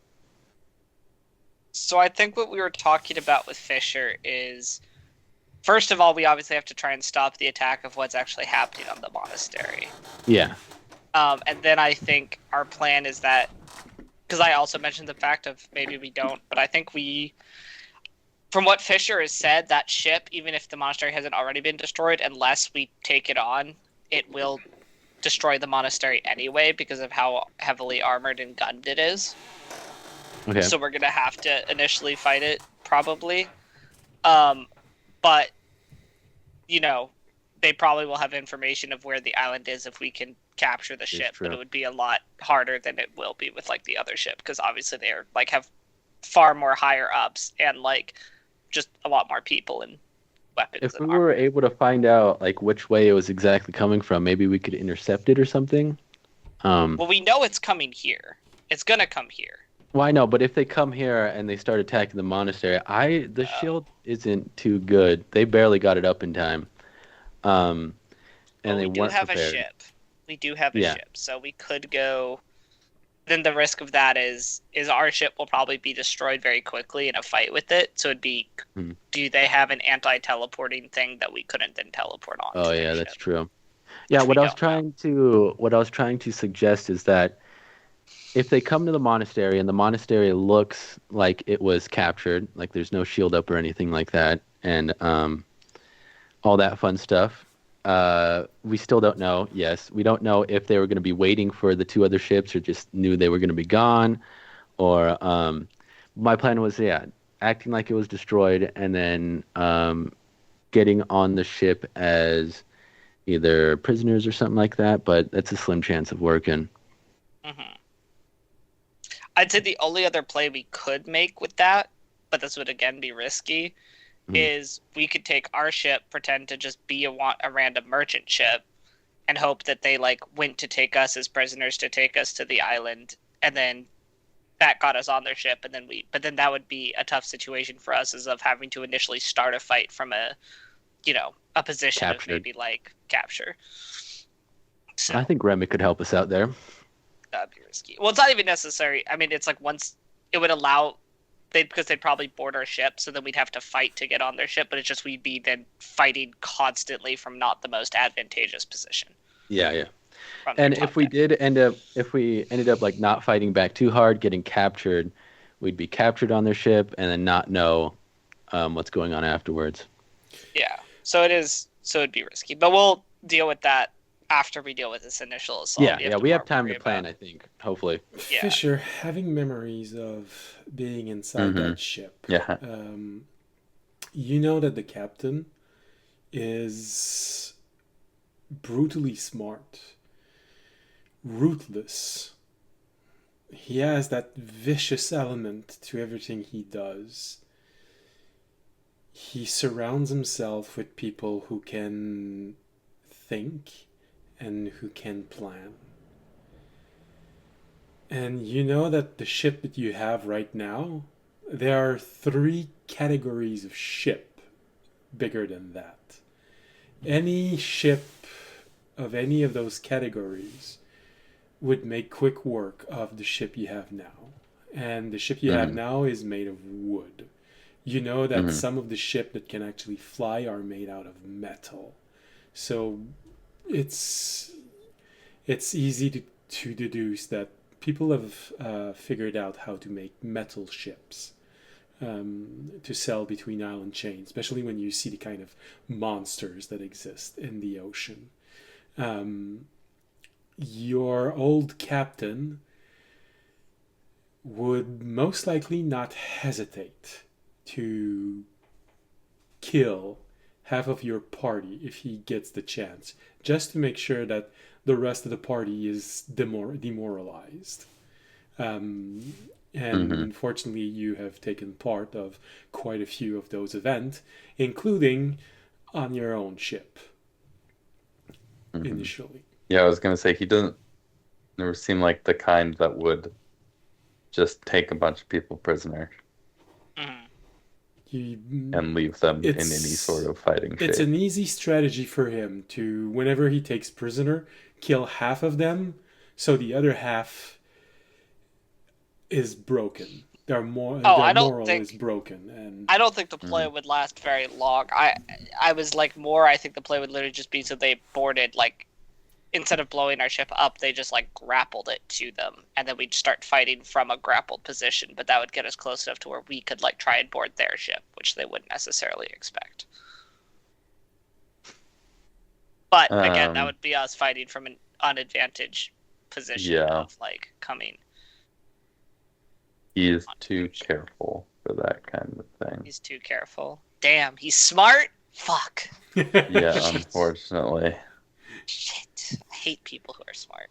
You're getting at the end of this. You're reaching the last third of this campaign. You're gonna be meeting more and more and more enemies who actually think about what they're doing. Well, we'll have to. We maybe. I mean, if we can deal with this quickly, maybe we can call the garden and figure something out. Maybe there's something we can get set up before they get here. But I was thinking, so like, how could an attack happen on this monastery? And I was like, okay, right, there are 3 entrances we know about. We know about the guard post, but if there's an attack coming from there, we'll know about it beforehand. And it's easily the easiest position to defend because there's such a long way to go to reach the monastery. Obviously, as we saw, attack can come from the air, but they have a shield for that. And also, although it's been damaged, and also I would find that weird that they would have another attack come from the air when they expected us, and they could just wait for the bigger ship to come and have a more effective attack from the air than probably any other ships they have. So I'd be surprised if they attack from the air, but we can't rule it out. And then the third thing I was thinking about, which is what I think we can spend some time checking for today, is, I don't know if you remember, but when we defended the monastery before, I think that there was potentially some break-in through, what was it, like the well? Yes, that monastery was it was a break-in through the well, and we know that we're within a dwarven, or there have been dwarven, there could be some tunnels or hidden tunnels we don't know about that they're looking to potentially send an assault team through. So I think that's what we should try and look for today, potentially, is see if we can find maybe any tunnels that could be attacked through. As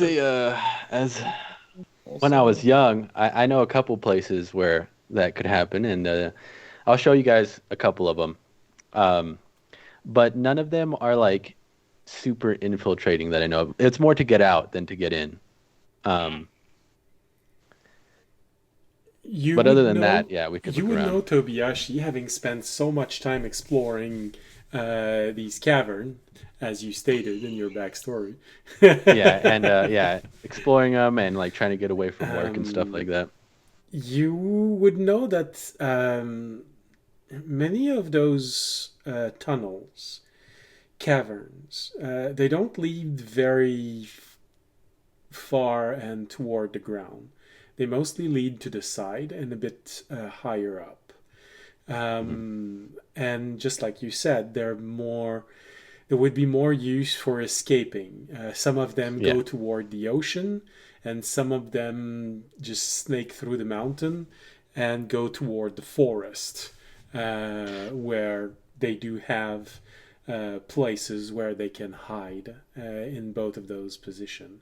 Now, knowing that there is a large ship that may be coming in,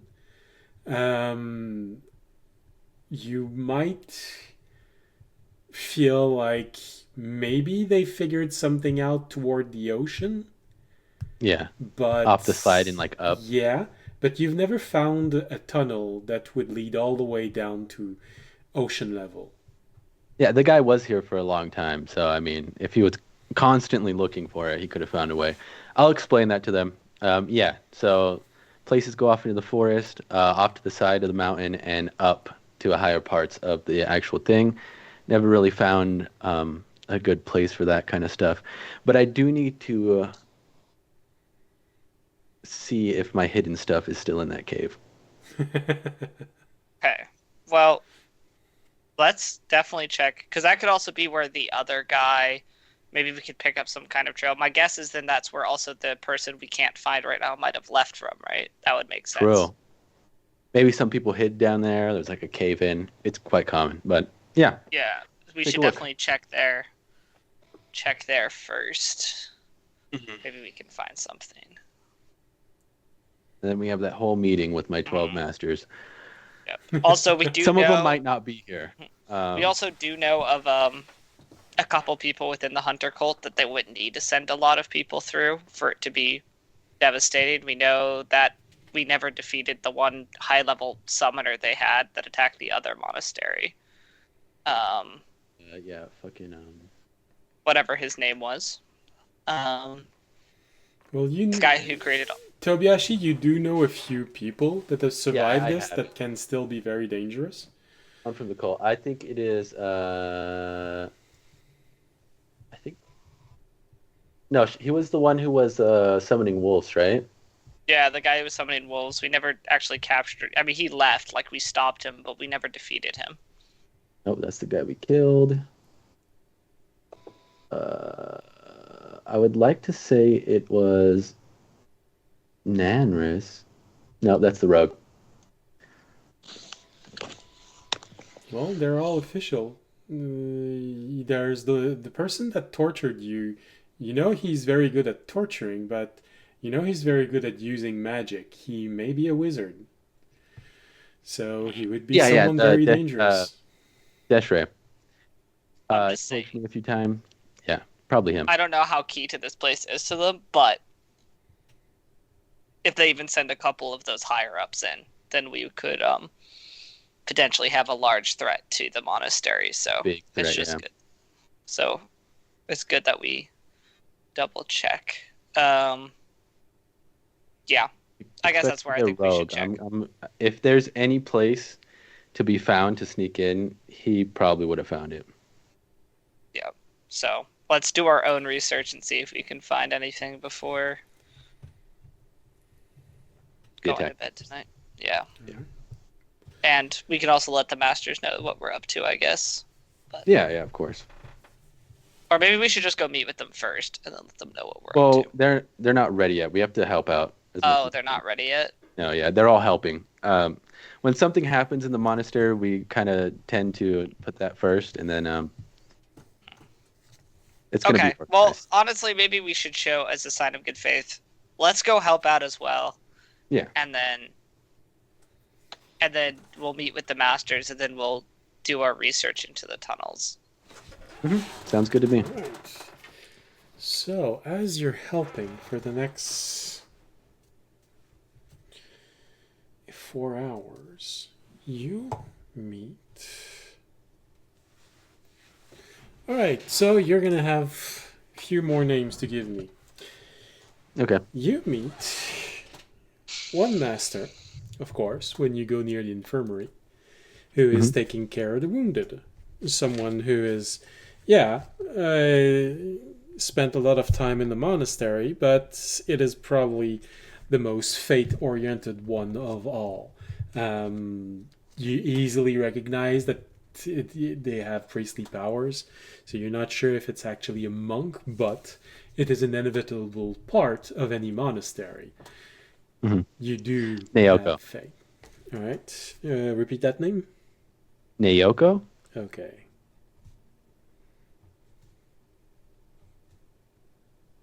So Naoko is, you said, like a healer?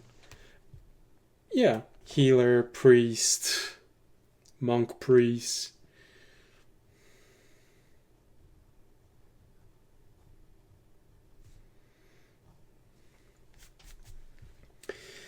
You also meet an elderly one.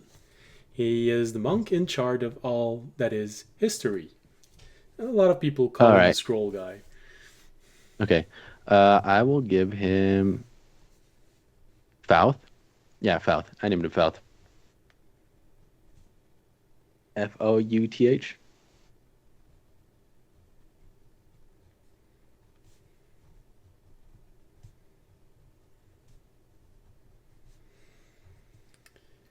And the last one, you meet the one who taught you how to use your fist as weapon. He is the most proficient of all the unarmed martial artist of your monastery. Is that the guy that hates me? I think it is, because he was the one who talked to me while I was practicing.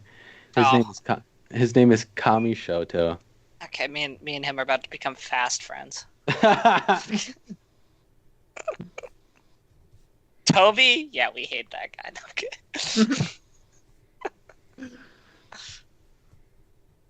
All right. Well, in that case, audience, you probably immediately recognize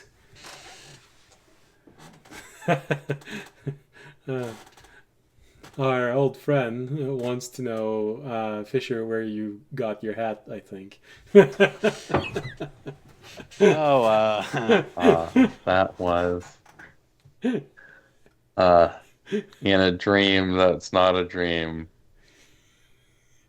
And believe me, that's a good way of explaining it. That's It's also the actually past. 1,500 years in the past. it's a dream within the past. But that was in the present. Dream with That's me. some top tier Photoshop work on my part. I was admiring the hat earlier today. I mean, wait, He only wait, gets it see, out let's for see. special occasions.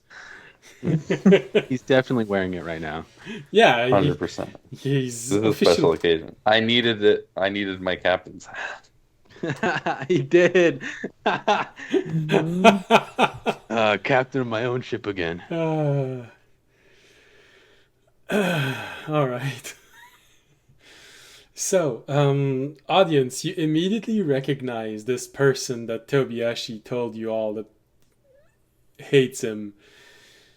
Yeah, I kind of roll my eyes when he walks up. I'm like, oh, God. Well, it's more when you arrive in the room, you're sort of caught off guard like a deer in front of a car, just going, oh shit, can I leave the room before? No, he just saw me. God damn it. Disappear into silk. Oh, fuck, Remy's here too. Shit. Like, Remy, go somewhere else. You see him look at you. He's this tall gentleman, human apparently in nature. Very slender, very rigid in the way that he walks. He looks at Tobiyashi for a moment. Oh, you're back. Hello, Master Kami. Yes. I bow.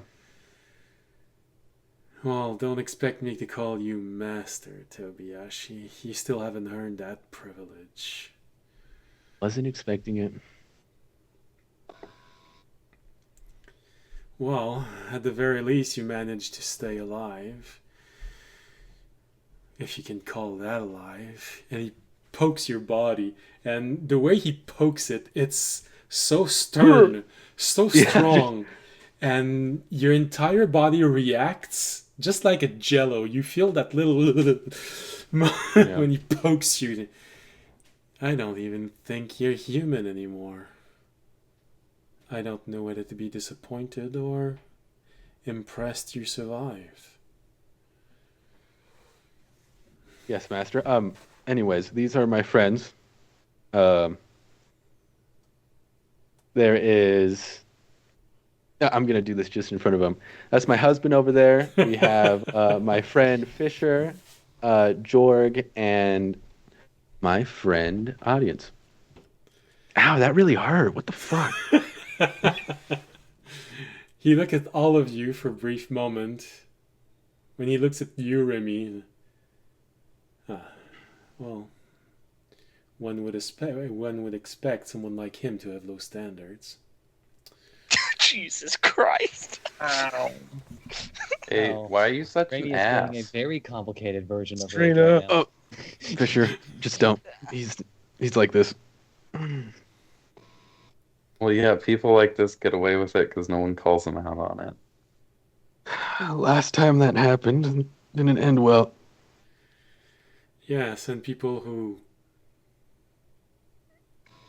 say what they think without thinking first usually end up like you, Mr. Machine. Oh no! All right, Mr. Right. Kami, thank you so much. I have enough we're enemies. just I'm gonna let Fisher. we're beat this just guy. we're passing through here. It was a pleasure to see you again, Of course. and it I'm gonna was. start walking across the room.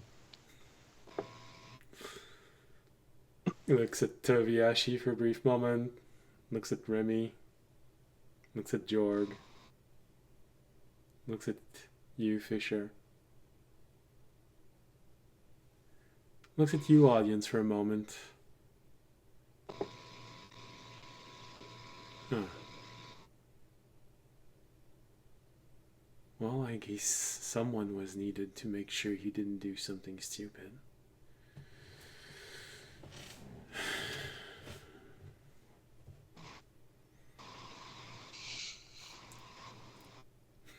Turns around and starts to walk away. Hopefully everybody follows me. They could do their own thing, but No, it we're is. following You notice that I do not want to be here at all. Mhm. Audience for once is keeping his mouth shut.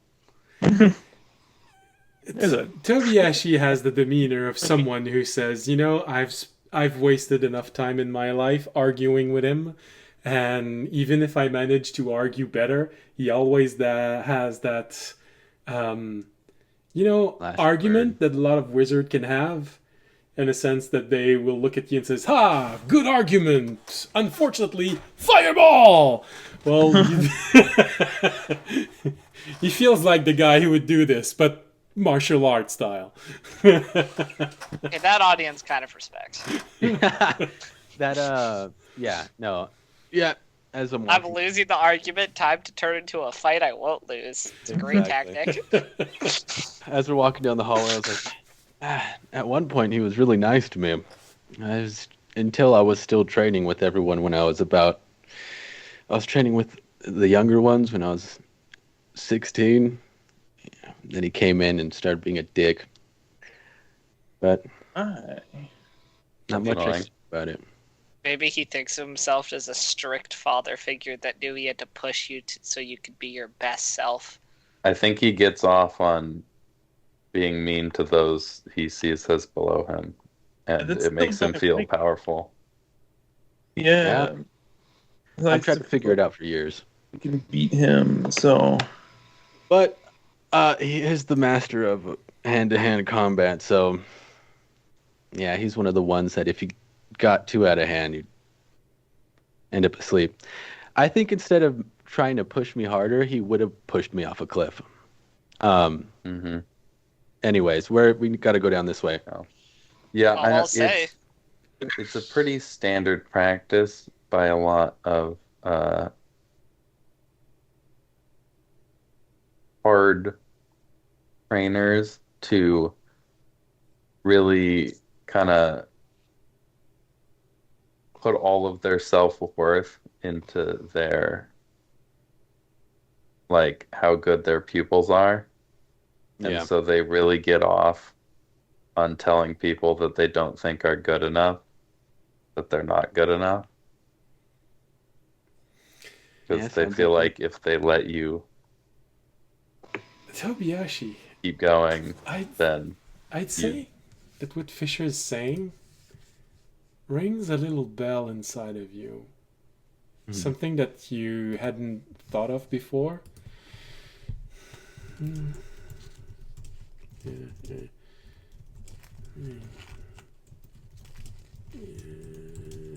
maybe you're his bastard son or something. I don't know. Yeah. And then you hit 16 and started looking like the woman who left him. And you hated me for it. Now that's a book. Oh shit. I fucking love that. We still have time to put that in my backstory, right? Like a narrative here.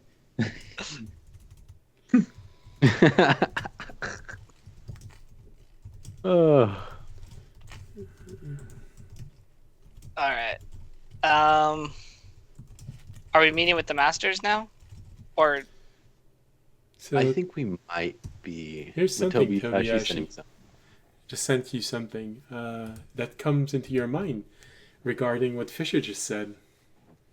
You know, now that you think of it, it did happen at that time. Yeah, as we're still walking. Yeah, as I think of it, he only got that way right before I was about to leave. It was like right after I got back off my pilgrimage with my new master. And then I came back, showed promise, and then instantly left. But yeah, maybe he just didn't take note of the fact that he didn't finish my training and somebody else had to. mm-hmm. Now he's always like that to me. I'm sorry about that, Remy.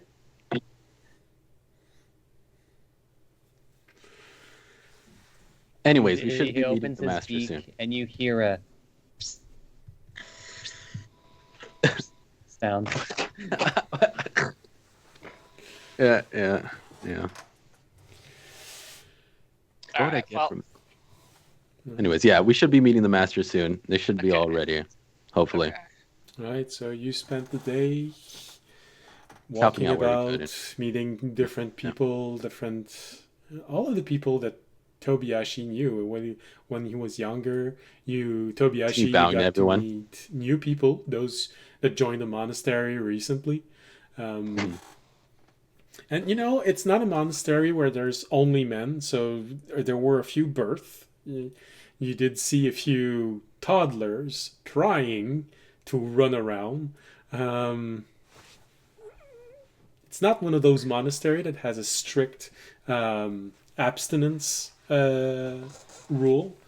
They do require you to be mindful of some rituals, but not an absolute abstinence or celibacy rule. Yeah, and that's what I've been giving Toby credit for all this time. Because it's just he sucks. No, I'm kidding. Unwavering virginity. Hey, we are very It just segregated. refused to budge. Yeah. You just look Sorry, at I it was too focused on getting out of here. So yeah, a few births, and interesting enough to see and to know that, oh, good, I remember her, and now she has 2 kids. That feels weird. Yeah. She was so And strict. that makes me wonder, Who's- does every kid in here have like 7,000 uncles? Or is it like, In a monastery, honestly, probably every single master, from a kid's point of view, is uncle something. So yeah. Okay, makes sense. up until the moment where they become members of the monastery, and then they call them master. So I show them some of the secret entrances, like when we pass by them. Behind a tapestry on a wall, maybe pushing a block and a door opens, different things like that. Could Remy have done an investigation roll on the front of any of the ones Toby initially showed us just to see if he notices anyone passing through them? sure. Or I would have asked Remy, because I don't think I'd be very confident myself. You're doing this for Yeah, 4 hours, so of course you're gonna Yeah, have had as time. walking around. I just don't show them the entrance to my cave, which is where I found this. Well, it worked out in a way. I hid stuff there when I was a kid, but I also found the scroll there that I have now.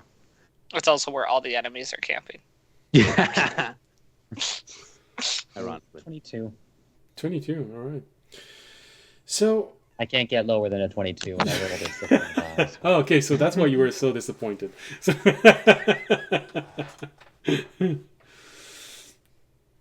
So you look around. Every time Tobiyashi tells you, "Oh, there's something," you just have to push this shelf, and oh, behind that painting, you just push the wall, and it recedes, and you can. You have The hole looks smaller than I remember. yeah, a bit. And some of them, it feels like you can't push the wall as far as you once did. It's a bit of a tight fit. Yeah. Well, you do this and you say, "Oh, it's a bit of a tight fit," and then you try it and wiggle your way through, and you're, "Oh, yeah, well, it doesn't feel tight, but I know that it used to be." Yeah. Oh. Yes, I Insert all realize the what I jokes just here. said. Anyways, Like, whatever joke entered your mind, that right there. Um, well, obviously, Remy, as you look at Tobiyashi explaining all of this, and then you make your investigation of those passages, you sort of realize that, wow, Tobi actually spent a lot of time trying to find those little passages, because even for you, that one was not obvious. But you don't find any clues that suggest anyone would have gotten in there recently. At least, no one adult. You do find one or two clues that, oh, this passage, I think kids are using it very frequently to go hide. It's just too obvious. You find this little bits of food that has been left on the side. Oh, that feels like a stolen piece of bread. But no clues that would indicate an adult, someone trying to find things, would have gone in there. At least not in the 4 hours you've been doing this, and not with all of the passages that Tobi pointed out. Although he didn't make an exhaustive list of everything, just those that you came across. So maybe there were a total of 5 or 6 of those little passages, but it also allows you, with your investigation, to figure out, okay, this monastery was probably not originally a monastery. It probably became a monastery over time, or it was abandoned and monks came in and started to refit everything.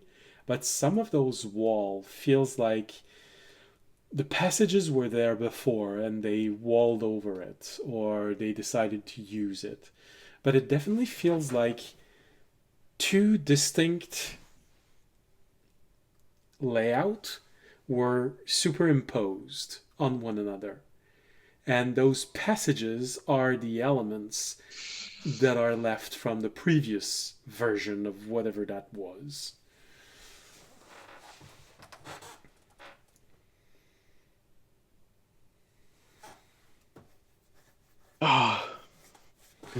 Which is probably, see, everything works perfectly. Which is probably why the other monk that you find is the one about history. Because Tobi sort of had that moment where he looks at Remy, and Remy shows you an image of 2 things superimposing on one another, and then you try to figure out what he's saying, and then eventually Oronak says, oh, I get it! And then you get the idea of, oh, maybe there was another structure here. So this is why you find the monk that knows about history. See, everything works perfectly well. All according to fate. So next name? No, that's one that you actually gave Oh me. yeah, that's yeah. Okay. Know which one that is. Scroll guy. Yeah. Doctor. Yeah, Mon, he's a halfling, so the moment you say, "Hey, scroll guy," you just seem. I wish the kids would stop saying this. Oh shoot, sorry, Master. Well, Tobi Yashi, the bane of the Lost Scrolls. I guess now you're supposed to be called Master Tobiyashi. Although for me, as long as you didn't give me back those scrolls, you're just a thief, Yashi. See about that. They've come in really handy. They've saved a lot of lives, and I have one left. But it's ours. We're not giving it back. Oh. I go. Yeah, but we do have a question. Besides that, was this not a monastery before? What do you mean by that? Well, as you know, I skipped a couple classes, but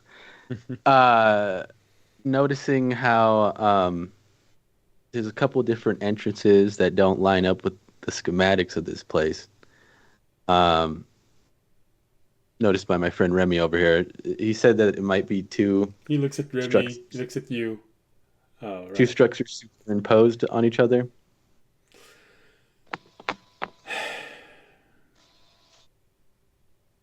Well, if you had listened to anything I've said while you were supposed to be listening, instead of that, you were just pulling on poor Beatrice's hair. Even today, she doesn't let her hair grow anymore. She always shaves it.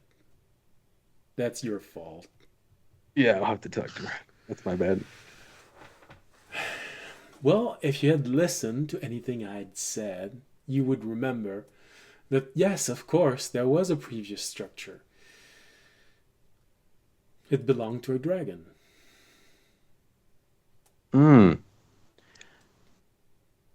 Thank you.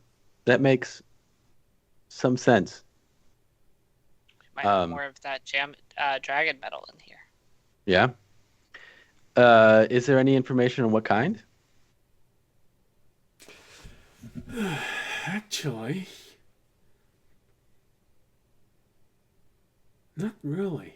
There's been a lot of talk about this. I mean, they've explored a bit of the interior of all of this, and a lot say that it does feel like an abandoned lair. Of one who wanted this place to be something. I mean, it's not normal for dragons to create a lair that feels so much like an actual structure. They usually go for something their own size. It's as if someone wanted to gift a group of people with this. That makes sense. And then I would. So everything that I've learned from dragons, I put into a book that's crudely written from different passages from different books. And what I read from the night that Remy stole it from me, and I'm gonna hand him it. This is all the information I have on dragons. If it correlates with anything you guys have been talking about, if you would let me know, that'd be awesome. He takes the book. He just takes it with 2 fingers. Sorry, it's kind of slimy. Yeah. I see you don't take care of books any better than you used to. Yeah, no. It's gotten a little bit better. Anyways, it was nice seeing you again. Yes, of course. I'm sure it is. See you later, Master Scroll guy. Yeah. All right, this way, guys. You just see him shake the book as you're leaving. Slime off.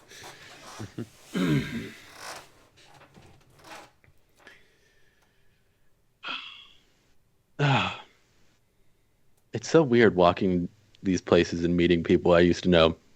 Not used to it. There's so many people. Not a lot of them seem to be huge fans. Well, I wasn't that good of a student around here. That's how I know there's a door right there. I pop it open. Most of my time was spent running about and not paying attention. But I ended up finding a master who taught me in the way that I like to learn, and everything went well. I feel like Avery is looking exactly like George should be looking right now. Just looking at all of this structure, being unimpressed. No, it's even worse. A dragon made this. Why? Come on. You know, it's not even people. It's magical people now that dig through. But come on. Anyways, yeah, we should probably get going. Keep heading off. Well, of course, as soon as you point out an exit, Remy starts looking at it, analyzing it, looking at the sides, looking at the floor. Oh, there's a thick layer of dust. No one has gotten here in a long time. Do we still have any of that mining equipment with us that we got from the dwarves for or no? Did we give that back to them? The mining equipment. The stuff that could scan for like the readings of like the crystals or the gems? I don't remember us giving it back, but I don't remember us not giving it back. That's weren't you supposed to leave it in? Oh no, that's right. Yeah. You had to bring back something for all the reading. No, the equipment stayed inside of the mountain, and you brought Okay. back the. That's what I thought. I didn't think we had the equipment, but I was like, damn, if we did, that would be clutch because we could just like scan your weird stuff. Oh well. When for the attack, what if we hide out?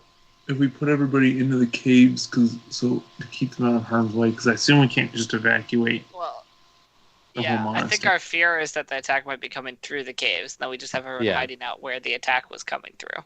And we should probably figure out what my masters know first, so we can make a more knowledgeable guess. They might have some information we need. I don't know. I'm just waiting for you to take me to them, Toby. We're going. It's down there. Sorry, they're so deep in here. Dude, I love when they're deep. Wait, sorry. Okay. I'm going down memory lane. Remy? No. Anyways. Come on. All right. So many innuendos. So many. All right. So you keep on going. The time is passing throughout the day. You've met 4 of the masters. You didn't get a lot of time to talk with the priestly one because, very busy healing people.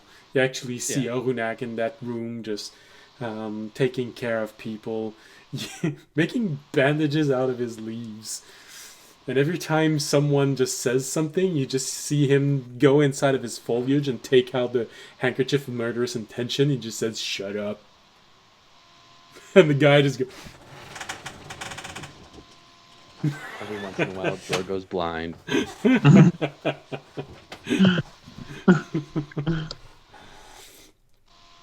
But you have to give it to Orunak. He's very proficient. He's very good at this. And even more so, Jorg, when you look at Orunak, he's a plant elemental. He knows his stuff. You see that person just screaming because he has an injured leg. You just see him just go, huh, and slap it on the wound. This guy just that actually feels good.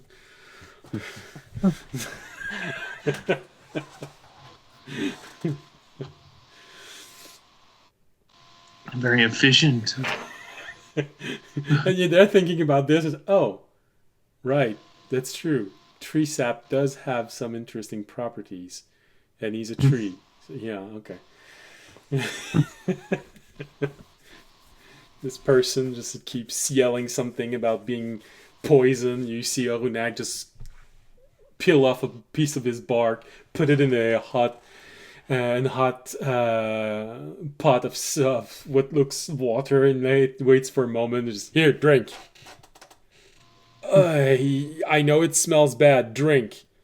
Do you want me to administer it the hard way? And you see the guy just take it and start drinking it. Pulls out a whole enema toolkit. Sorry. Fisher, you have a brief moment where you look at Orunak and says, wow, okay, that's impressive. And you think about your sister. Yeah, that's very impressive. Your sister would be so less gentle with them. Very efficient, but oh man, not gentle at all. He's mean, but he could be meaner. Well, your sister has seems to have a reputation of waking people up by slapping them, and it's a metal hand, so it's like getting woken up with a frying pan. Oh, he's awake. He just doesn't know it yet.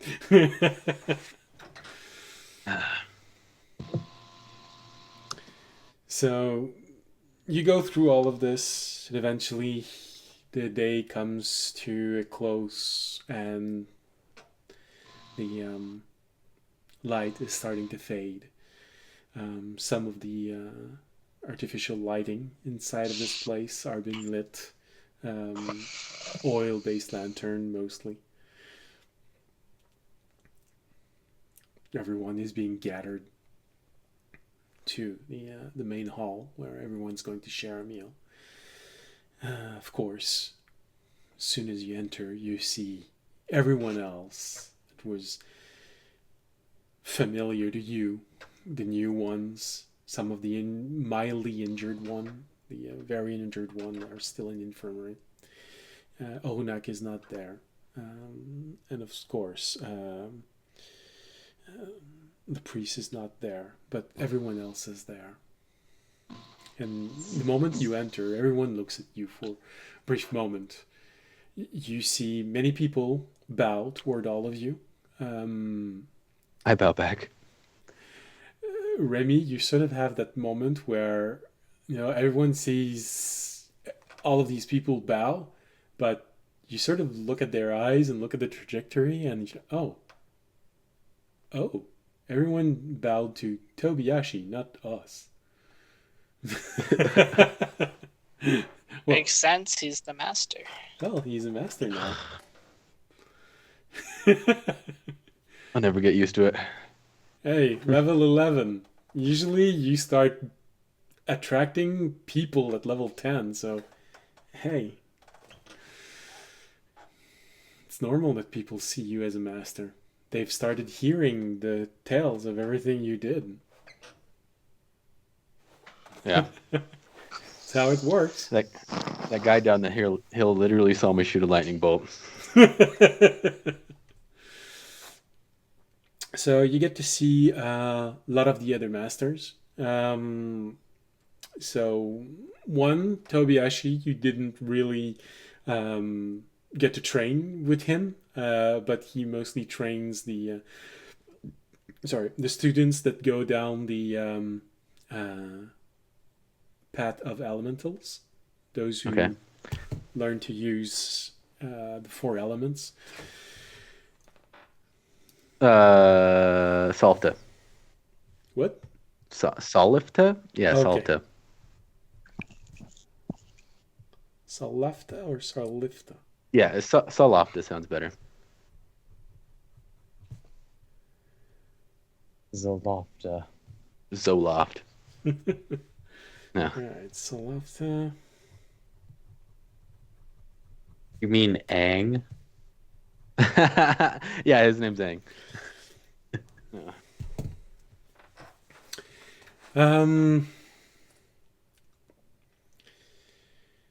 You see the master who taught you everything about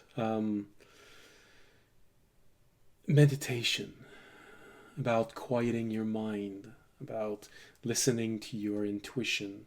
So essentially the spiritual aspect of this without being a healer or anything like this. Maho. Sounds like a good name for it. Use that one. All those.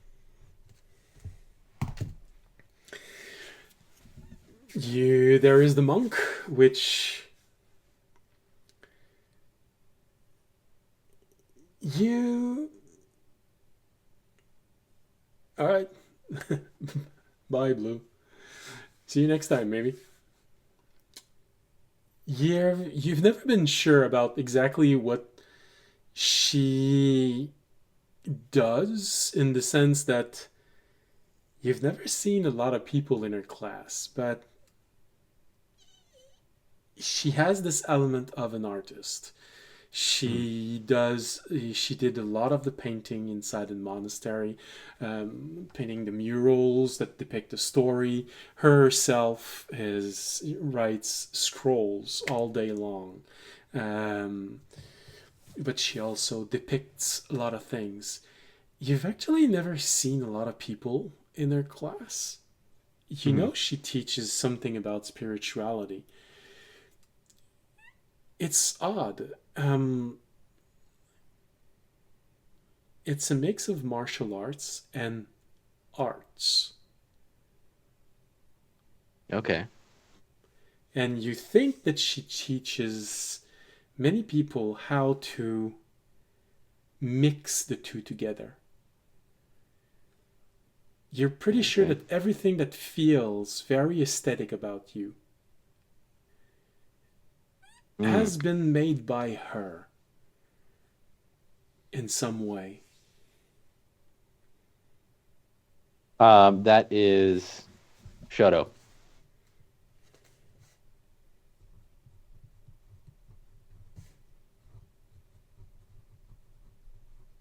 All right. Okay.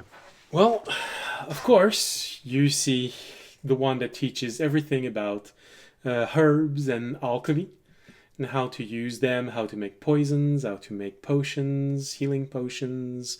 Very useful. For everyone else, it would probably be an apothecary of some sort. Very knowledgeable about all of the bounties that nature can provide for any types of potion and everything that can do. You actually have a moment where you said, "Oh, Jorg could probably learn a lot from her." Hanavir.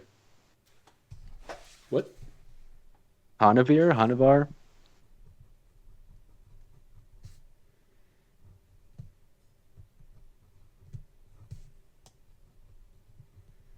I think that's all of the names. Well, you said there were 12 in total, and I only have 12. 8. Okay. Because there is the head of the monastery that's missing. Yeah. And it's the last one that I wanted to underline. Okay. We have. I gave someone Hikaku already, right? The what? Is Hikaku on there? No, I don't have anyone that starts with an H. All right, that works. That works.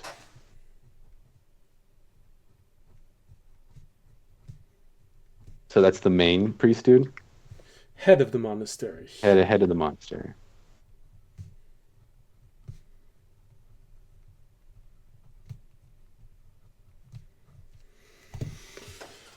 He is the one that administers everything. He is the one that decides many of the most important things in the monastery. He would be in charge of everything and knows all that happens everywhere in this monastery. When you enter, of course, he also bows to you respectfully, and Bow back. he points to one at the table, which is a bit unfamiliar for everyone else, but not for you. Tables are very low. You don't sit on chairs. You kneel down. You eat. Yeah. Like this. The tables do not have chairs. You just kneel down and you eat like this.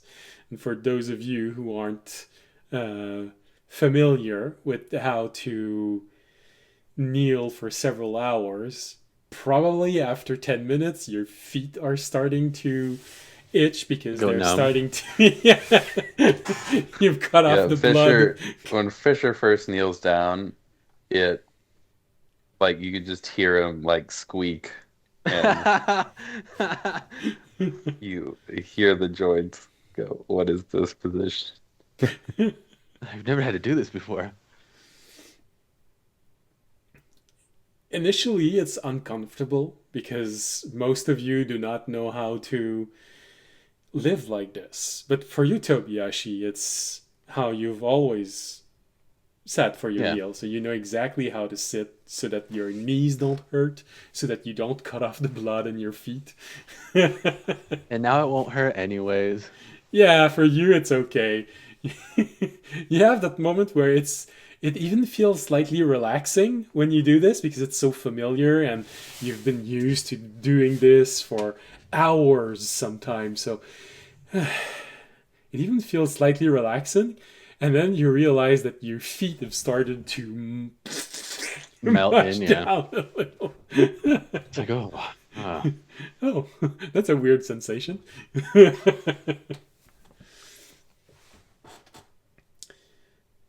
No eating yet. Put down the fort. No, you gotta wait. The monk take a moment of silence. Food is brought to all of you. For you, Tobiyashi, it's very familiar, but for everyone else, it may feel like a slightly meager meal, but hey, it's a monastery. The smallest meal of the day is the last meal of the day because you've got the least thing to do. So it's normal that it's the smallest one. A little bit of cheese, a little bit of bread, something that looks like a soup. No one's very familiar with that except you, Tobiyashi. It's the type of soup that you've been raised on. Yeah. Very nourishing, but not meant to make you feel full at this time of the day. Tasteful broth that they're using. For you, Tobiyashi, very familiar. It's like eating your mother's soup. Yeah, I'm like, oh, this is home. Yeah. Tastes just like home. Org is used to a good berry after that time he spent. So Just popping good berries. You just see Jorg look at everyone and slip a good berry in his soup. He uses that seasoning now. He has them dried. Just like,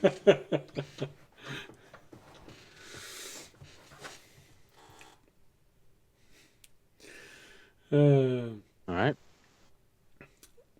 Well, Jorg, I think you want to finish tonight's episode there. That's what I was thinking. Yeah. I was thinking we were going to finish before we talked to him, so Yeah. it's perfect time. I agree. Because the conversation with the head monk might be longer. I don't know exactly what you want to talk about with him, so probably not going to be tonight. But all right, so everyone sits. Everyone takes a moment. It's very calm and quiet atmosphere. Fisher, it's sort of nice for you when you look at this. Sort of, okay, it's a different culture, but it nearly feels alien to you. But you look at all of those people, and you've never seen so many people quiet, seemingly content with their life, not asking for more. It's a weird order, but hey, you never realize that some people actually lived like this all day long. I mean, your master was a dragonborn, so you're used to seeing someone scarfing down enough meat to feed five kids. I think at one point it feels so weirdly quiet, and he's just starting to get used to it. And then Terranad says something in his head, and then he like flinches super hard. I look at him like, Why is everyone so And he's quiet? like, all right, this is why nothing's ever super peaceful. Why aren't they working? I'm glad something happened. It's too quiet now. I'm not used to it anymore. The quiet is killing me.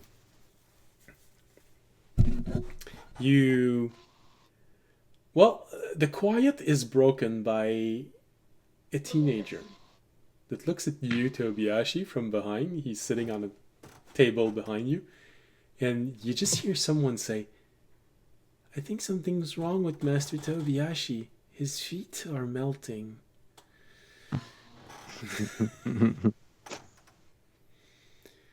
I start melting faster. Just sag and become this massless shape. But like as soon as I do that, I instantly go back to normal, just to make it look like like it wasn't actually happening. Okay. So we'll end this episode with you doing this, and the headmaster of the monastery looking at you, Tobiyashi, and you see him cross his arm, and he has a little smile.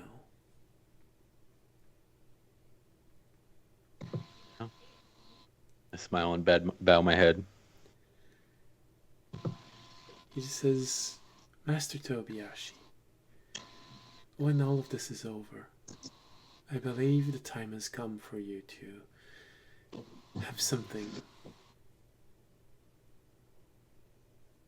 that may help you understand more about where you come from.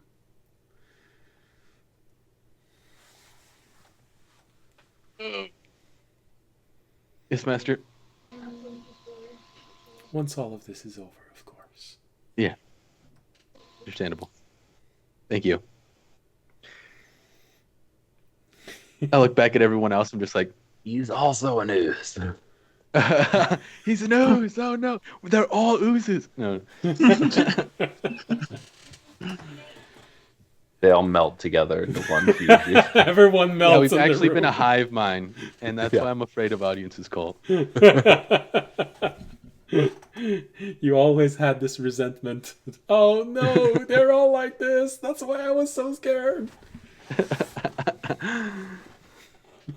All right, that's gonna be nice. Holy shit. All right. And just to let you know, if you hadn't decided to let yourself ooze more, that would not have been triggered. Dang.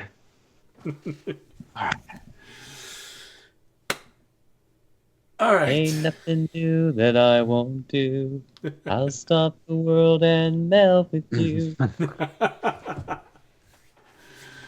All right. So, anything anyone wants to say or do before we end the episode, as we are all gathered and eating a common meal in this very quiet room? Sometimes you hear a whisper over there and another whisper over there of people talking, but they're all being very quiet, very calm. No. Is the one master that Tobiyashi hates in here? Of course he is. Minor illusion, a very loud fart coming out in his direction.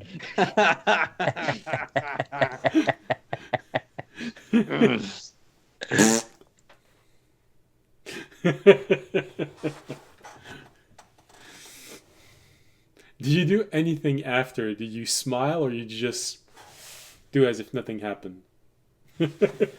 Just sipping tea or whatever. I'm wondering because it depends on where Tobiyashi saw this. If he saw this from a monkey, the monkey would probably just have done after. All right. All right. All right, I do have to go to bed now. Yeah, well, no one says Remy doing the fart is the Yeah. only thing that I anyone think this is wanted the to say, perfect way to so end this the is scene. where we end the This is the stream. perfect way to end the episode. Great way to end. How did the stream end last episode? All right. And so with this, tonight's episode comes to an end. You have met many of Tobiyashi's childhood friend. Tobiyashi may learn something new about his history once this small adventure is done. And, well, you've explored the monastery. You've learned that the monastery was originally made by dragons. Audience, gods made this monastery. It's pretty holy. Oh shit, that's my religion. All right, so. It's actually the holes that I'm worried about right now. Down.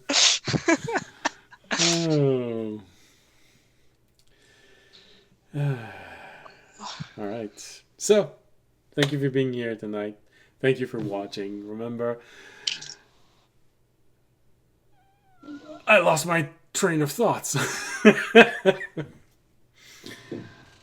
But stay happy, stay healthy. Remember to like, comment, subscribe. Yeah, sure. Let's Follow. go with that. On Twitch, Twitter, and YouTube.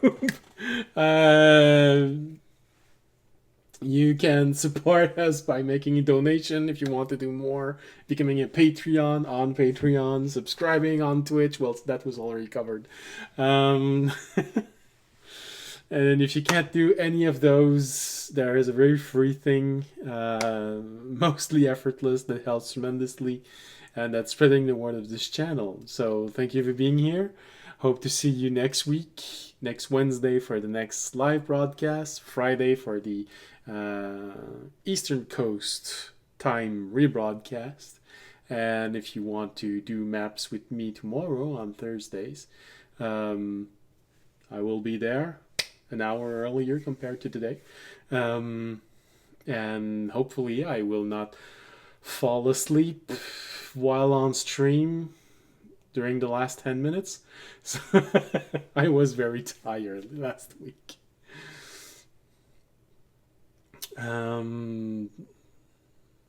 Yeah, but I don't think I actually fell asleep. I think I just zoned out.